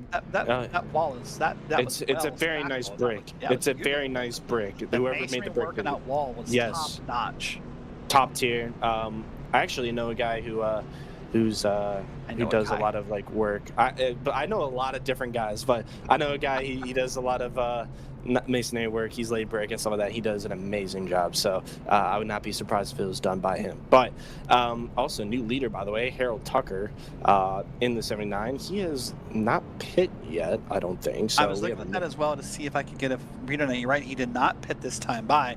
He's the only car that did not pit that I actually know he's not. Aaron Smith. Oh, they did pit. Yeah, I'm sorry. Yeah, you're right. It's just Harold Tucker up the front of the car in that 79 that did not pit. 1 car here, and it's a very bold strategy. Call. Yeah, bold is a good word for it. It's a unique call, but hey, you never know. We could have another caution. It puts him right back up in the front. We could see him coming to the pits this time by, but who knows? But this is definitely going to spice things up a little bit going into turn number 1. So very excited to see. If he stays out, it's got to make everyone nervous. We saw what happened with Tommy Ryan on brand new tires. Now we're going to put some. Now, I mean, that said, let's be fair to the call by Harold Tucker. These guys pitted again lap 19 when that caution came out due to that bad restart. So he's not far off the strategy in some ways. He's had the caution laps there. He's had the caution laps on 25. Sometimes you have to kind of take a swing at something. You do have to take a swing, but also look at his car. His front end is a little damaged. His rear end has a little bit of damage. So I know if you are looking at the rear end of his car, you're going to be a little bit more cautious in turn number 1, especially with him being on older tires. Granted, it's not a much difference, but 9 lap older tires compared to brand spanking new set of tires is a lot. That's a lot of time right there. So it's definitely going to be very interesting going into turn number 1 to start this last sprint to the end. But I think it's definitely going to be a challenge for Aaron Smith, and maybe the challenge that the other people behind him need to try to bring him back down the order instead of seeing him at the top. Well, tell you what, we mentioned there's other broadcasts tonight on Green Flag TV. Let's get a quick live peek at one of them. We're going to get a quick live peek here at the Speed Cup Series. Nolan Rimple and Brad Daniels are on the call over there, and we'll put up in a second. So this was happening over there. That's an oval I'm used to seeing right there. A beautiful race happening side by side. That's the new Echo Park Speedway, the new Atlanta, and they are racing in those Cup cars, and that's some great racing action. So when this broadcast is over, by the way, the YouTube feed will feed you over there automatically. Those guys are flirting with the red line. They're 3 and 4 wide. Oh boy. Oh my God. They're all dead. Well, maybe there won't be a broadcast over there when we're done. That's a red flag right there. That's a day ender for a few people. Boy, oh boy, that looked worse than what we saw on the restart here at COTA a little bit ago. I hope they have their fast repairs. I really hope. I don't think they have fast repairs in that league side. They hope they have. Oh, Oh, no. boy, that is a massive wreck. That is wow. That is a big wreck here. That is what? That was like half the field there. That's Maybe more. That is the big one. That is that's wow. And they're only Here, on left 43 No one's too. going to walk him through it on the broadcast. We'll watch it here. They're going to get 4 wide here. I'm going to call 2 races at once. We're side by side and a restart on the bottom right of your screen. Or 2 wide up top, or 2 wide everywhere here. But watch them here. They're going to get 3 wide in a moment. That's fine. Oh, wait, the Oh. little bit of pushing from the guy, I think 4th, Yep. hit the guy in 2nd, and then just This is came the down. problem right here, right about Let's do this amazing now. rejoin. Oh, yeah, we love a rejoin. Lovely, lovely stuff. Wow. That was a rejoin and a half. Well, That- if that- there is a broadcast left, we're going to take you over there when this race is over. There may only be 3 or 4 cars left in that broadcast, but that's not going to go over Probably. there. Yeah, that that was crazy. I should not be laughing, but that's pretty funny. It's That's funny some because it's pretty not you. stuff. Exactly. If I was one of them that got taken out because of a rejoin, my wheel would be outside of my window.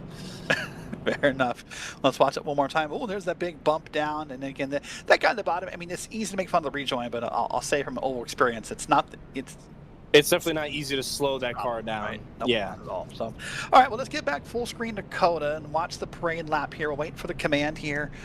They're now in turn 6. Over towards turn 12, they'll be allowed to double file it up and get us back into double file and ready for the restart here. So, as you said, well, actually, you know what? While we were watching that double screen, Harold Tucker did pit, by the way. So he did go ahead and pit on that second time around and give up those spots. So he's now back to 23rd. That puts Aaron Smith back in the lead.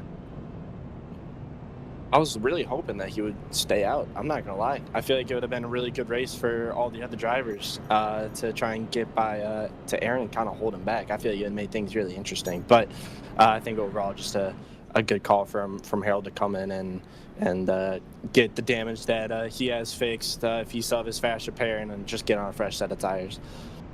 Hey, you know what? And he got to lead the lap. So that in the stat books will show 1 lap led by that driver, and he'll fall back in the field and really not lose anything. He was towards the back.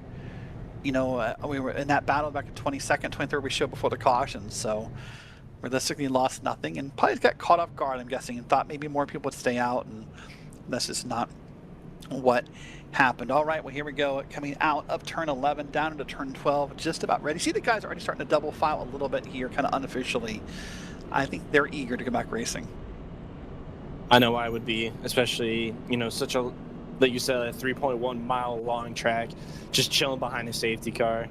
My little distracted brain would definitely be ready to get going by now. I definitely don't want to be sitting behind a safety car for this long. So I know these drivers are ready to get back on. You see a little bit of tire weaving, getting the tires nice and warm, ready for this restart.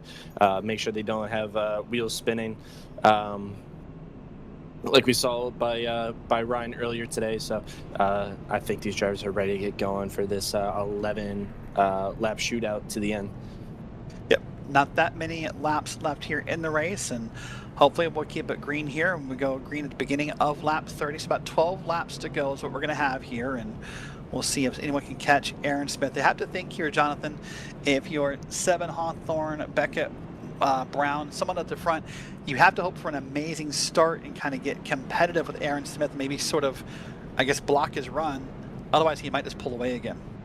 Yeah, you just have to make sure you have that reaction time down. And I kind of said at the last restart, I think if anyone really has a good shot at maybe trying to mess up Aaron Smith a little bit, it was probably going to be P3, because P3 right now has the advantage of maybe getting up into that other position, up into P2 at least on the restart, because he's right behind the pole sitter right now. So, but also Sven has made his way back into the front. So this is definitely going to be very interesting. Just have to make sure that your reaction times are good and that you leave right with the 39 to get into turn number 1. It's 19 and 20. Remember, Aaron Smith is filling in tonight for Gavin Henson. So Gavin obviously picked a good road course ringer to fill in while he was not available, and made a wise choice there. Third turn 20, the pace car will begin its descent off the track as it gets down on the pit road, and will be in the hands of the drivers. Here we go. We'll wait for the green flags with every restart tonight. We'll wait for that moment, and then the engines will roar up, and we'll be green flag racing up the hill to the left-hand turn as we're green flag racing at COTA. Let's get ready for something crazy here, as I think it's coming here in turn 1. They're already looking. There's a wreck in the back. I think that's out of 77, maybe. I'll have to get that number in a second. A little bit of bump to Beckett Brown. They're too wide for the most part. Looks like Sven actually in the back there. That's Zach White, who's wrecked in the back of the field, but we're going to stay green here.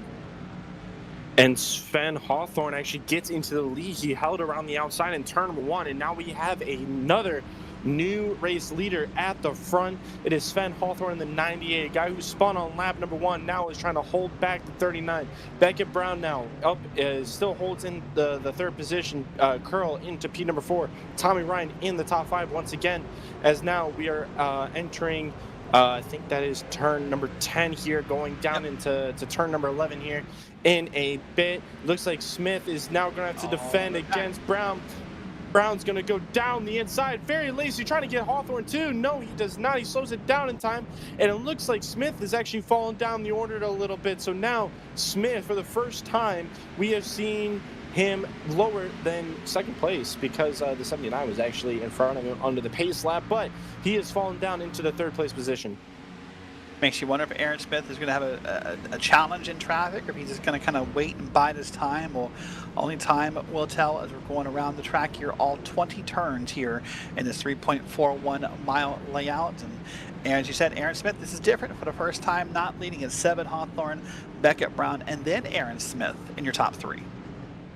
Yeah, and right now, if I was Curl, if I had enough speed, I would definitely try to capitalize on Smith, losing a couple positions here just to mess with him a little bit more mentally, and also get Smith's tires a little bit dirtier as well. But right now, Curl has to keep in mind that Ryan right now is filling up his mirrors, and Ryan is definitely want to get back up another position, maybe try to get on the podium. But someone who wants to go for the lead right now, I think, was Brown. He was looking down the inside of Hawthorne. Hawthorne now in the Toyota Supra is now going down the straightaway to complete lap number 30 onto lap number 31. Goes a little defensive, goes back in onto the racing line here, and he kind of points in a little early, trying to keep it a little defensive from Beckett Brown.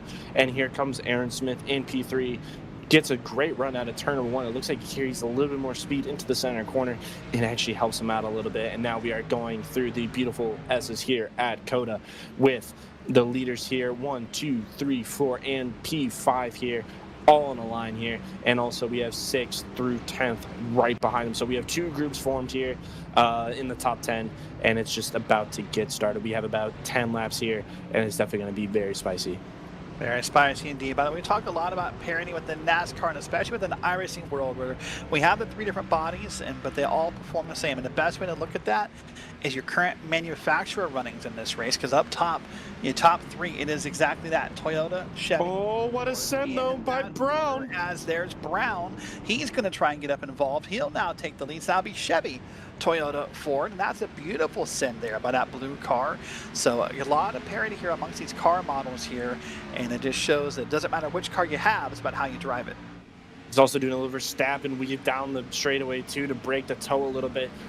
Beckett Brown Oh, here comes Sven Hawthorne. Late move down the inside into turn number 12. He pushes out Beckett Brown a little bit, but Brown is just going to hold it down the inside. Now he's going to hold it a little defensive.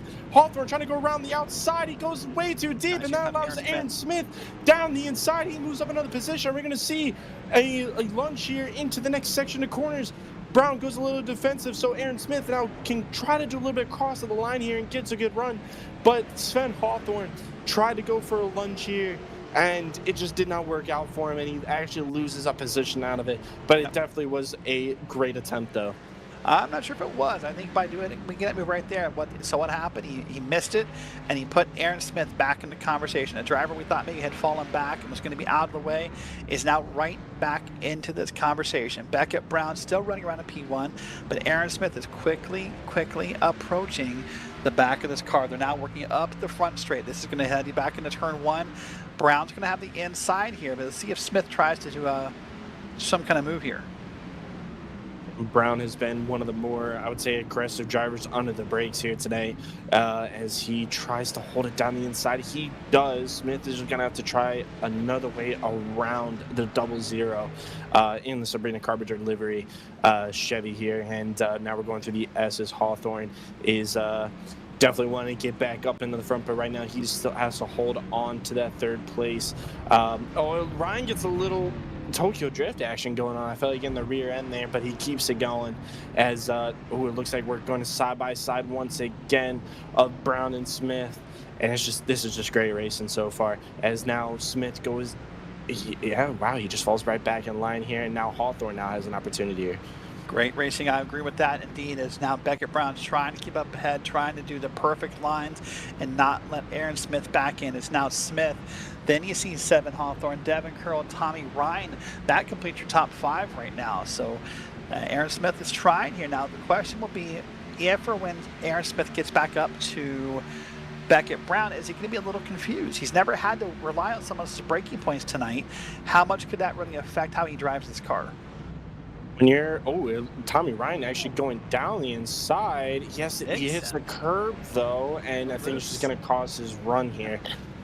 But when you're behind a car, actually, this is what I've experienced. You actually can brake a little bit later because you have that person in front of you. I think it's actually harder to brake when you're by yourself than when you actually have someone in front of you. So I think Smith actually has a little bit of advantage here. I think he actually goes by Brown on the exit of turn number 15 here, trying to hold her around the outside. It's definitely going to be really close, but Smith now has the inside for the next corner if he wants to go for it, but Brown's going to go later on the brakes, but he actually goes super wide.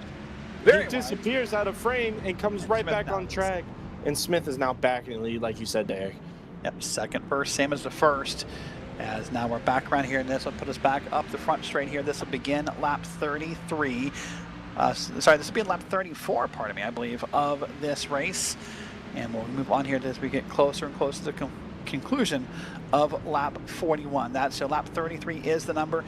It's Smith, it's Sven Hawthorne, Devin Curl, and Beckett Brown. And Brown tried so hard to keep that lead, Jonathan, that he actually just kind of really, to say he overcooked the corner might be putting it nicely. Yeah, he went to the shadow realm for a little bit, but then he remembered he had a race and he came back on. But yeah, he defended it a little too hard there. Just went forward, and he's able to get back on. But he definitely, I feel like, has the pace to try and compete for the lead. And someone who else has the pace and is trying to compete for the lead is an idea of Sven Hawthorne. But I just don't feel like he may not have the pace, the consistency of Smith, but I think Hawthorne, if he just keeps attacking like he's about to do right here into turn number 11, that'll keep Smith from running away. And another thing that I've noticed is these drivers have not been fighting as much when Smith is in the lead. I think they just got to keep doing that so he doesn't run away. But a little bit of contact now, and Sven just gets sent to the wayside, and now Smith takes the lead once again, and Sven now has to fall right back in line. But are we going to see another send like he did Beckett Brown 2 laps ago? We're going to see now going into turn number 12, but Beckett Brown now down the inside. Is he going to go for 1? Is he going to go for 2? He's just going to go for the 1 here. Hits the curb once again, and I don't think it's going to be enough to get by Curl. No, not enough at all.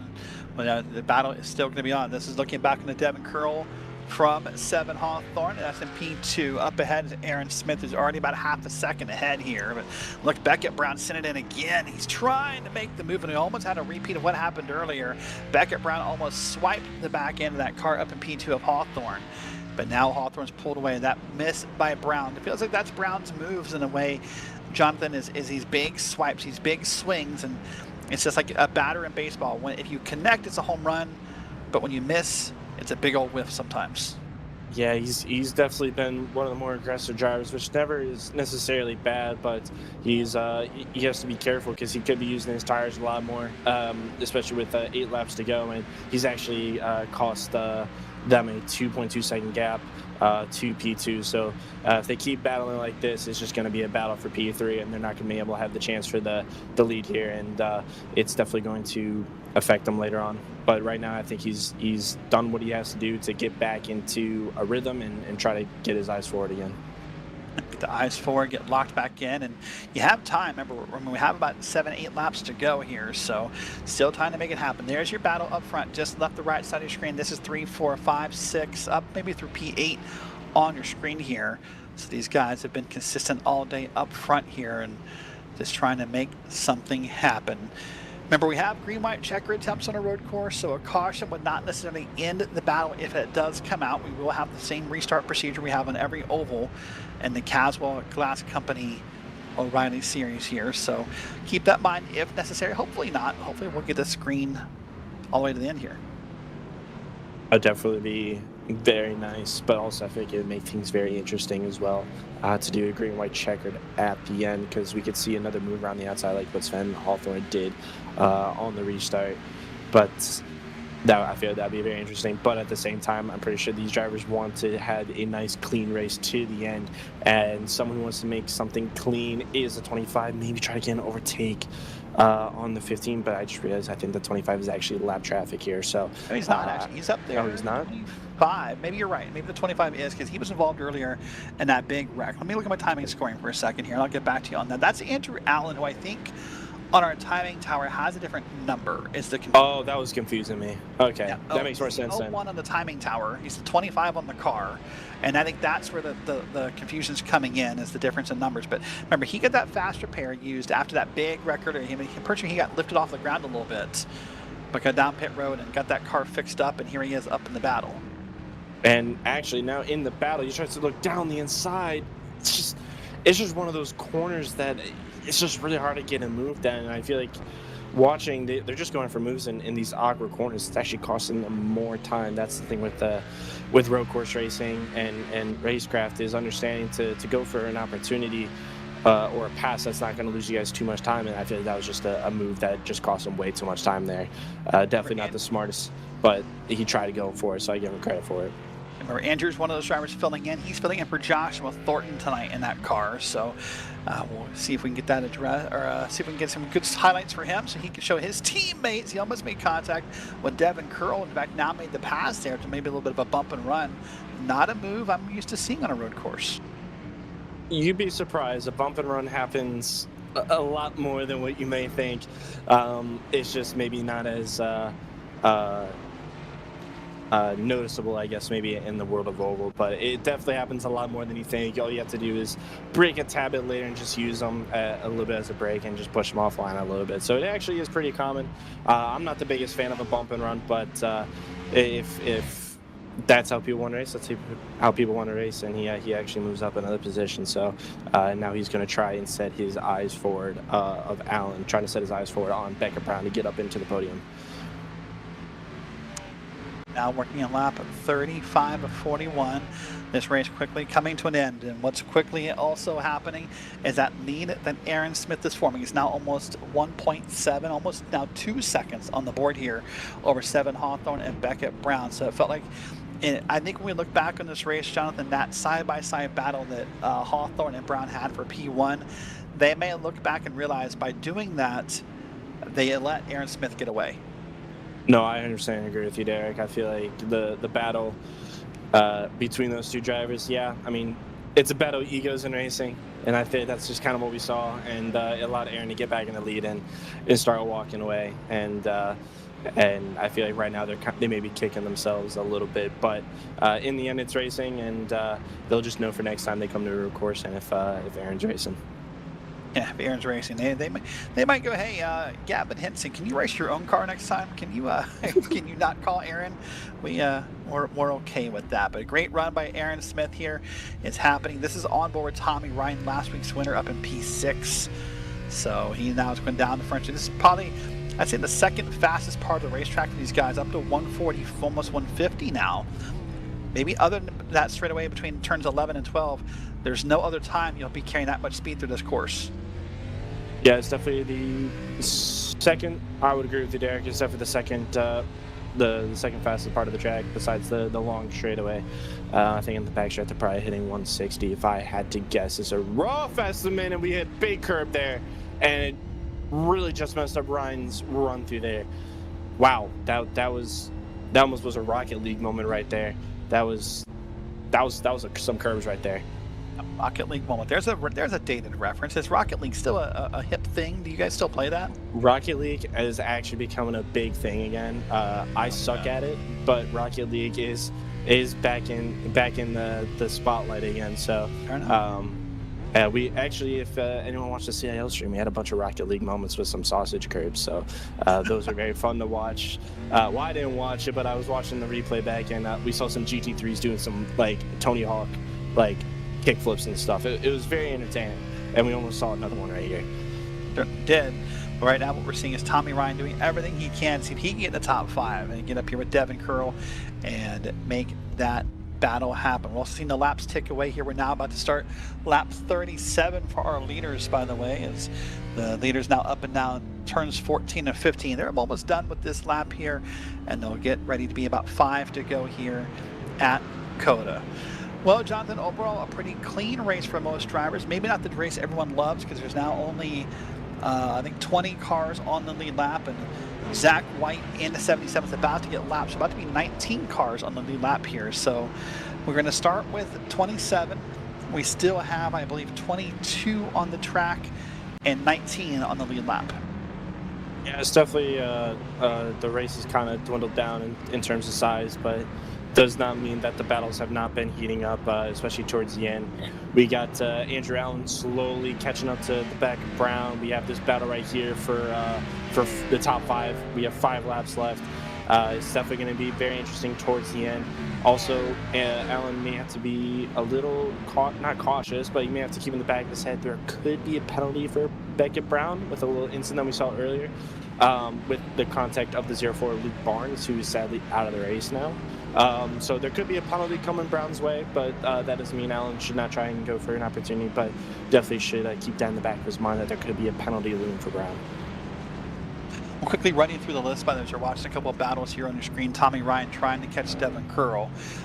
It is River Hayes, Colin Bollinger, Ryan Pelfrey, Dylan Bruntley, and Luke Barnes, who are currently out of the race. A bunch of those cars all 36 laps down. So if you do the math backwards, the lap 1 wreck would be it's not right for those cars. I'm not sure why they're being scored that far off, but that's not what they wrecked. But well, yeah, I'm not sure, my timing scoring a little broke there. Sorry about that. But those are the cars that are off track, well on pit road for each of them. And there you go, 3 cars a lap down. That's Caleb Hunt, Zach White, and Derek Jewett, by the way. So those are the 3 cars not on the lead lap that are still on the track. But I would say overall, listen, when you bring a bunch of oval drivers to a road course, if you've only lost 4 cars in the race, I think you're doing okay. I think it's very entertaining. Like I said, I think earlier in the broadcast, I really wish NASCAR would do a couple more road courses. I'm not saying you have to do like IndyCar, but I would love to see maybe a little bit more road courses here, maybe on the schedule. I feel like it brings a different side of the world of racing, because I mean you have the F1 people who don't want to watch NASCAR because they only turn left, and it would be kind of cool to have them actually turn right, and brings more people over to realize, like, yeah, these guys may only turn left, but they're actually still drivers at the end of the day. And these cars are definitely not the easiest to go around a road course with. So I feel like there needs to be a little bit more. That's why I am a big I am a big fan of Euro NASCAR. It's NASCAR, Euro NASCAR. It's NASCAR, but in Europe, and they do like tracks like these, and it's really entertaining. You were going out on a limb today, but you've got Spa better than, or COTA better than Spa. You have the whole Cheez-It thing. That's fine. That's a pretty mild take. I'll let that go. But there's currently 6 road courses on the NASCAR schedule, and there's a mob of NASCAR fans who want your email address because there's a push in NASCAR to maybe get rid of some of the road courses, and here you are trying to put. We just got rid of the Charlotte Roval, in fact, where that's now off the schedule, and so I don't know. 6 out of 36 is about as much as some people are going to tolerate, I think. So I think you may be in for a hot take as Andrew Allen almost up there on the back end of Becker Brown in a 0-0. And yeah, there's still 6. There's COTA, there's the Glen, there's Sonoma, there's the new San Diego Naval Base track, and there's one more that I can't remember. There's only 5. Maybe there's 5 left, but yeah, no, let's not push it beyond 5. Us Oval guys are perfectly happy with only 5 a year. Thank you very much. I don't know if they still do. I don't know if it's Xfinity. But they used to go to Mid-Ohio, and since they have in the past, they used to go to Portland. They're not doing that this year. I love Mid-Ohio. From where I grew up, or where I live, Mid-Ohio is such a good track. I've been there so many times, and I've never watched a NASCAR race there, but it's such a cool track, and I really wish they'd go back because I would definitely spend money and actually go watch a NASCAR race at Mid-Ohio. But new tracks are being tried out this year. Yes. The NASCAR trucks are going to run at St. Pete. Oh, hold on! There's a bit of a bump, and Andrew Allen backed out of it. But that could have been gross. But the trucks are going to run at St. Pete this year alongside IndyCar, so that's going to be interesting.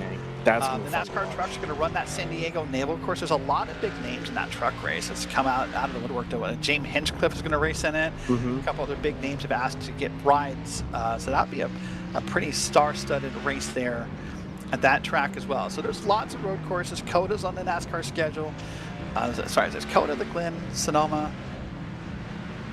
I'm going to get this right eventually, but there's 5 on the schedule currently. Now we got rid of Charlotte Roval, so yeah. No, Charlotte Roval. I mean, besides the Death Chicane, I think the Roval is actually pretty entertaining to watch.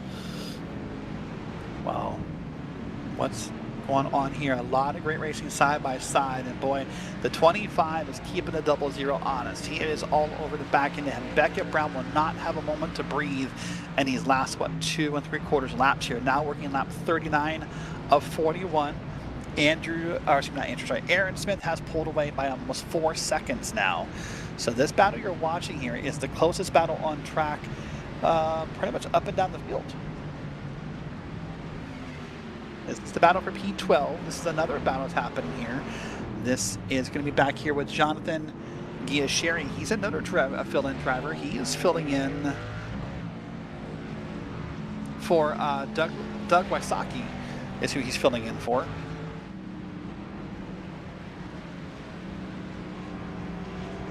So, I'm cheering for my fellow Jonathan right now, though. Come on, I'm cheering for my fellow Jonathan right now to get up in P11. That is the green car on back that's trying to get up here and get caught up here. And that is Adam Holston up front, and then that's your fellow Jonathan, in the green car that you're rooting for there. So he's trying everything he can through these corners to find a way in. Let's see if he can do it in the next couple of laps. He looks, oh man, that's so cool watching him take that curve coming down before they hit turn number 11. It gets a little bit of air here. And it looks like the 11 and the 48, and Jonathan just goes a little wide using all the track. We'd love to see it. Tries to get a good run down into turn number 12 here. We have Holston and Giacheri. I'm so sorry if I messed up your last name. We have Jonathan and Adam going at it now, going into the braking zone of turn number 12. Let's see what's going to be happening here. It's really easy. Oh, very late on the brakes. A little lockup into turn number 12. Does not run into the back of him. And now Jonathan is going to have to take a step back, recuperate, and try to go again. 2 to go for our leaders, by the way. So 2 laps to go here at COTA. The rest of you will kind of pile into that situation. This is P7. This is Morgan Cook and Devin Curl. I watched this movie earlier. Remember earlier back in the first stage when Morgan Cook got in the brakes a little bit late out of turn 20 and made the contact, but so far great racing here. Cook tries to dig in deep side by side through turn number 1. Cook has to let up there, not that much turning radius, and Devin Curl keeps the lead. Oh, he just came up and hit him. Maybe a little bit of a, hey man, this is a little bit of payback for last time, but going through the S's now. Cook once again is just one of those things where you just have to. I feel like you lose a lot of time if you try to make an overtake here on this track, and you're really just gonna have to really lock back in and try to go again. We've seen it a couple times here, but looks like Cook is very quick through the S's and slides a little bit as he runs it to the back of Curl now for the 6th place position. And now we're going to see if he can get a good run into turn number 11 or out of turn number 11 to try and make a pass into turn number 12. Very hard on the brakes. Another heartbreaking zone here as in turn number 12. And it looks like he gains a lot in the entry and center of the corner. And it looks like he actually gets a pretty good run because Curl gets a little sideways, and now he's going to try to go to the inside. And now we are going down the straightaway. Cook now in the draft once again. I think he's going to go look for a move here. It just depends on what he's going to go outside or inside now. We're riding on board. He just breaks in a straight line. Is he going to go for it? No, he is not. He's just going to stay in line. Yeah, too far back was Morgan Cook to make any kind of move there. And he'll have one more lap to think about it. Right now, our leaders is going to be up through turn 17. Just a little bit more than 1 lap to go in this race. In just a moment, Aaron Smith II will take the white flag from Barney the Flagman. But right now, this is the battle right now with Cook and Curl. This is P6 and P7. But the white flag's now being taken by your leader in just a moment. At turn 19, now turn 20 for the leader. And remember, your leader's up by 6 seconds on the field. By the way, that battle for P2's heated up as well. Hawthorne and Braun now only about a half a second apart. There's your white flag for your leader. 1 lap to go here at COTA. We are on the final lap here. Brown has actually caught up to the back of Hawthorne. We're going to see another late break moment here from Brown. He goes down the inside. He looks like he's going to, but Hawthorne, I think, may have overshot it, expecting Brown to go down the inside. He messes up his turn number 1. Now they're going to be going into the S's. Brown looking to take all the track to get on the inside, but it's just not going to work now. Now they're going to go through the S's for the final time. This is the battle for P2. And also, I think Andrew Allen is also in the background. Maybe want to capitalize on what's going to happen between these 2 drivers here.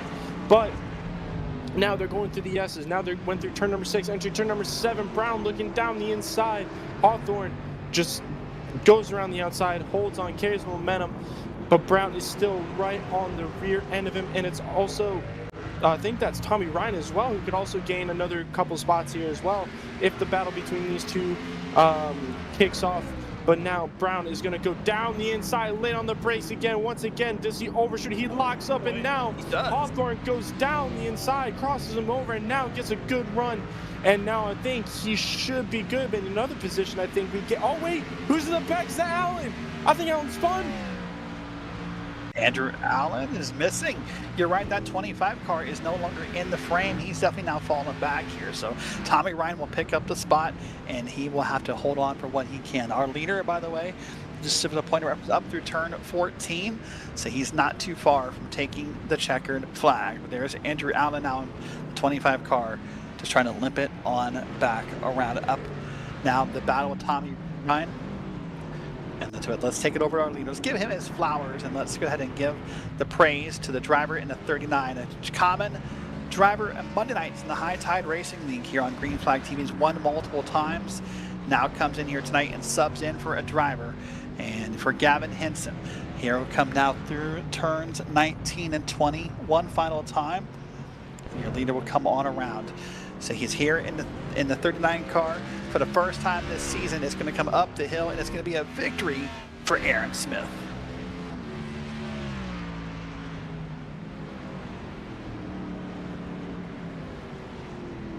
Beyond that, it looks like the last seconds here, Jonathan, everything kind of chilled out here. No big battles left. Hawthorne's going to be ahead of Beckett Brown by over a second. There's the 11 trying to battle. But those battles we saw, everyone kind of did what they could at the very last second and opened up those gaps. Yeah, I think Brown really tried to send it down the inside of Hawthorne and in turn number 11. I feel like that was kind of the end. I think He probably could have waited until turn number 12. I think he may have actually had a better of an opportunity here. But it looks like Jonathan in the number 11 is trying to go for 11 down the inside, moves him a little bit. Oh, he gets, oh, he turns him. He turns him. He turns. Adam turns Jonathan. Adam Olsen said, no, thank you. I'll show you how it's done. And now the 11, I think, lost the second spot, by the way. We'll have to wait and see. My if that fellow was Jonathan.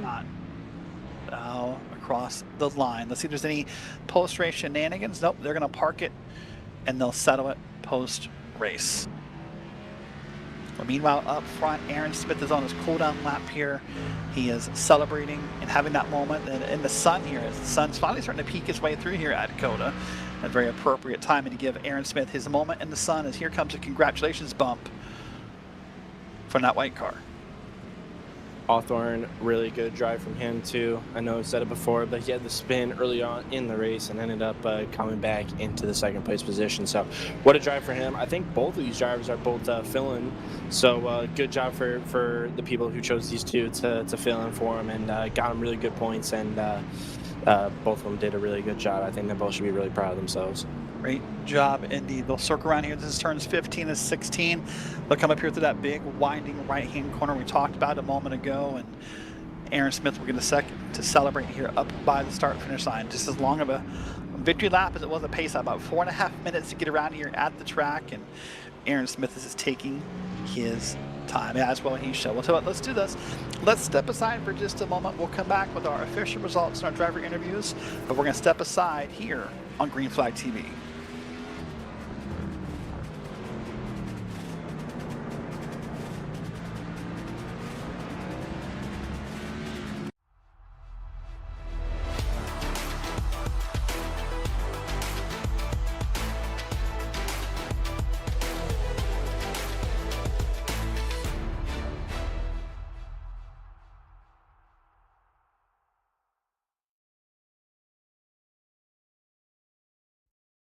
Racing isn't easy, but experiencing it is.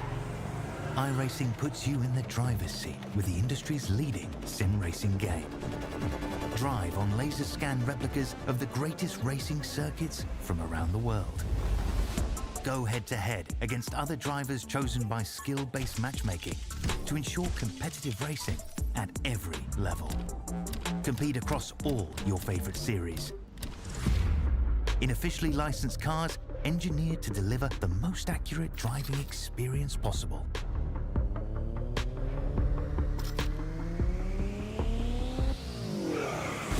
Join a race or host your own with players from across the globe. Race against the computer or in a league with friends. Feel the thrill behind the wheel. Visit iRacing.com.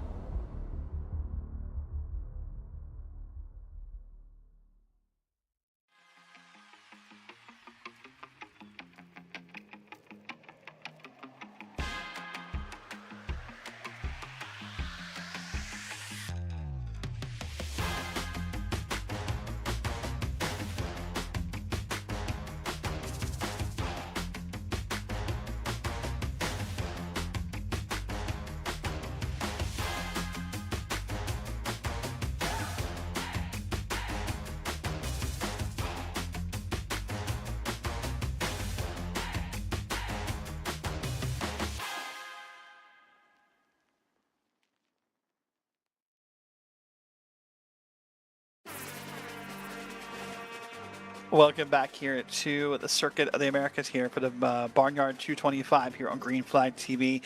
What an exciting race it was, and let's take a moment and take a look at our unofficial results and see how everyone fared here tonight at the track. So Aaron Smith, the 2, is your winner. He's over 7, Hawthorne over in P2, and then Beckett Brown in P3. We'll talk to those drivers in just a moment. Tommy Ryan, last week's winners in P4. That'd be a good points night for him, with Andrew Allen back in P5. Then it's Devin Curl, Morgan Cook, Isaac Brock, Sean Merriman, and Zach Davidson back through your top 10.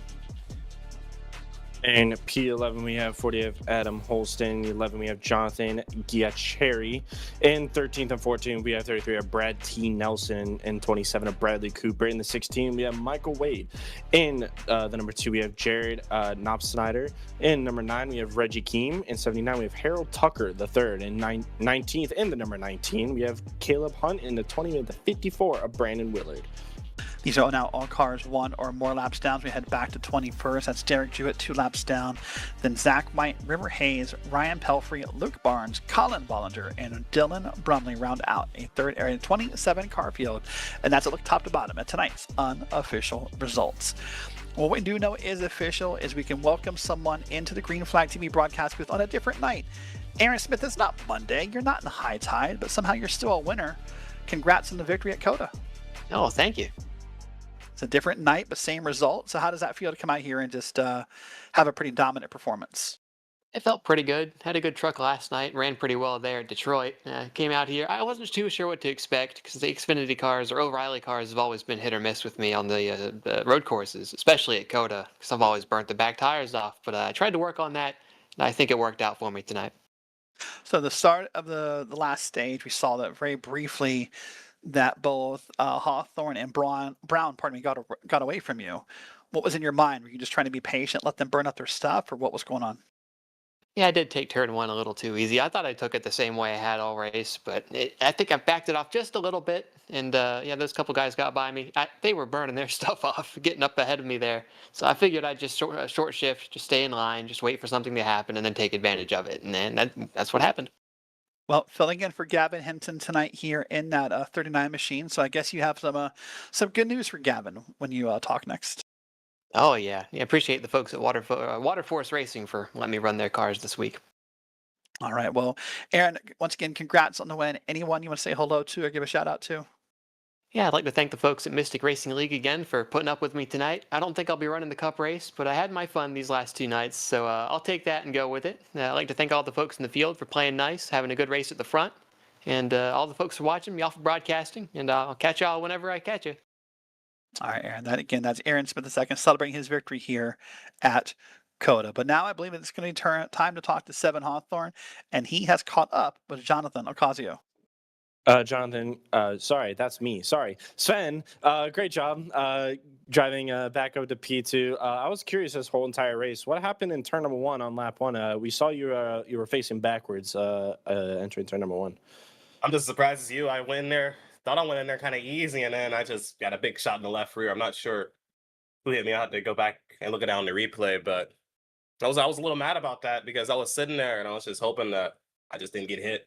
And I got clipped by someone, and we had some damage, and we drove up to 10th, and I sat and repaired the damage, went back to 20th, and I mean, it was a blessing in disguise, I guess, because we avoided the big one at COTA on the front stretch, so that was pretty wild, and I knew I had at least top 5 pace, so I picked my way through the field on that, and I got to second at the end of the stage, and when we went green, I got past the 39, I think, for a little while and led a couple laps, and I thought we was in a pretty good position there, but the tires just fell off too fast. And yeah, but pretty disappointing second, but I mean, it's better than being crashed, so we'll take it.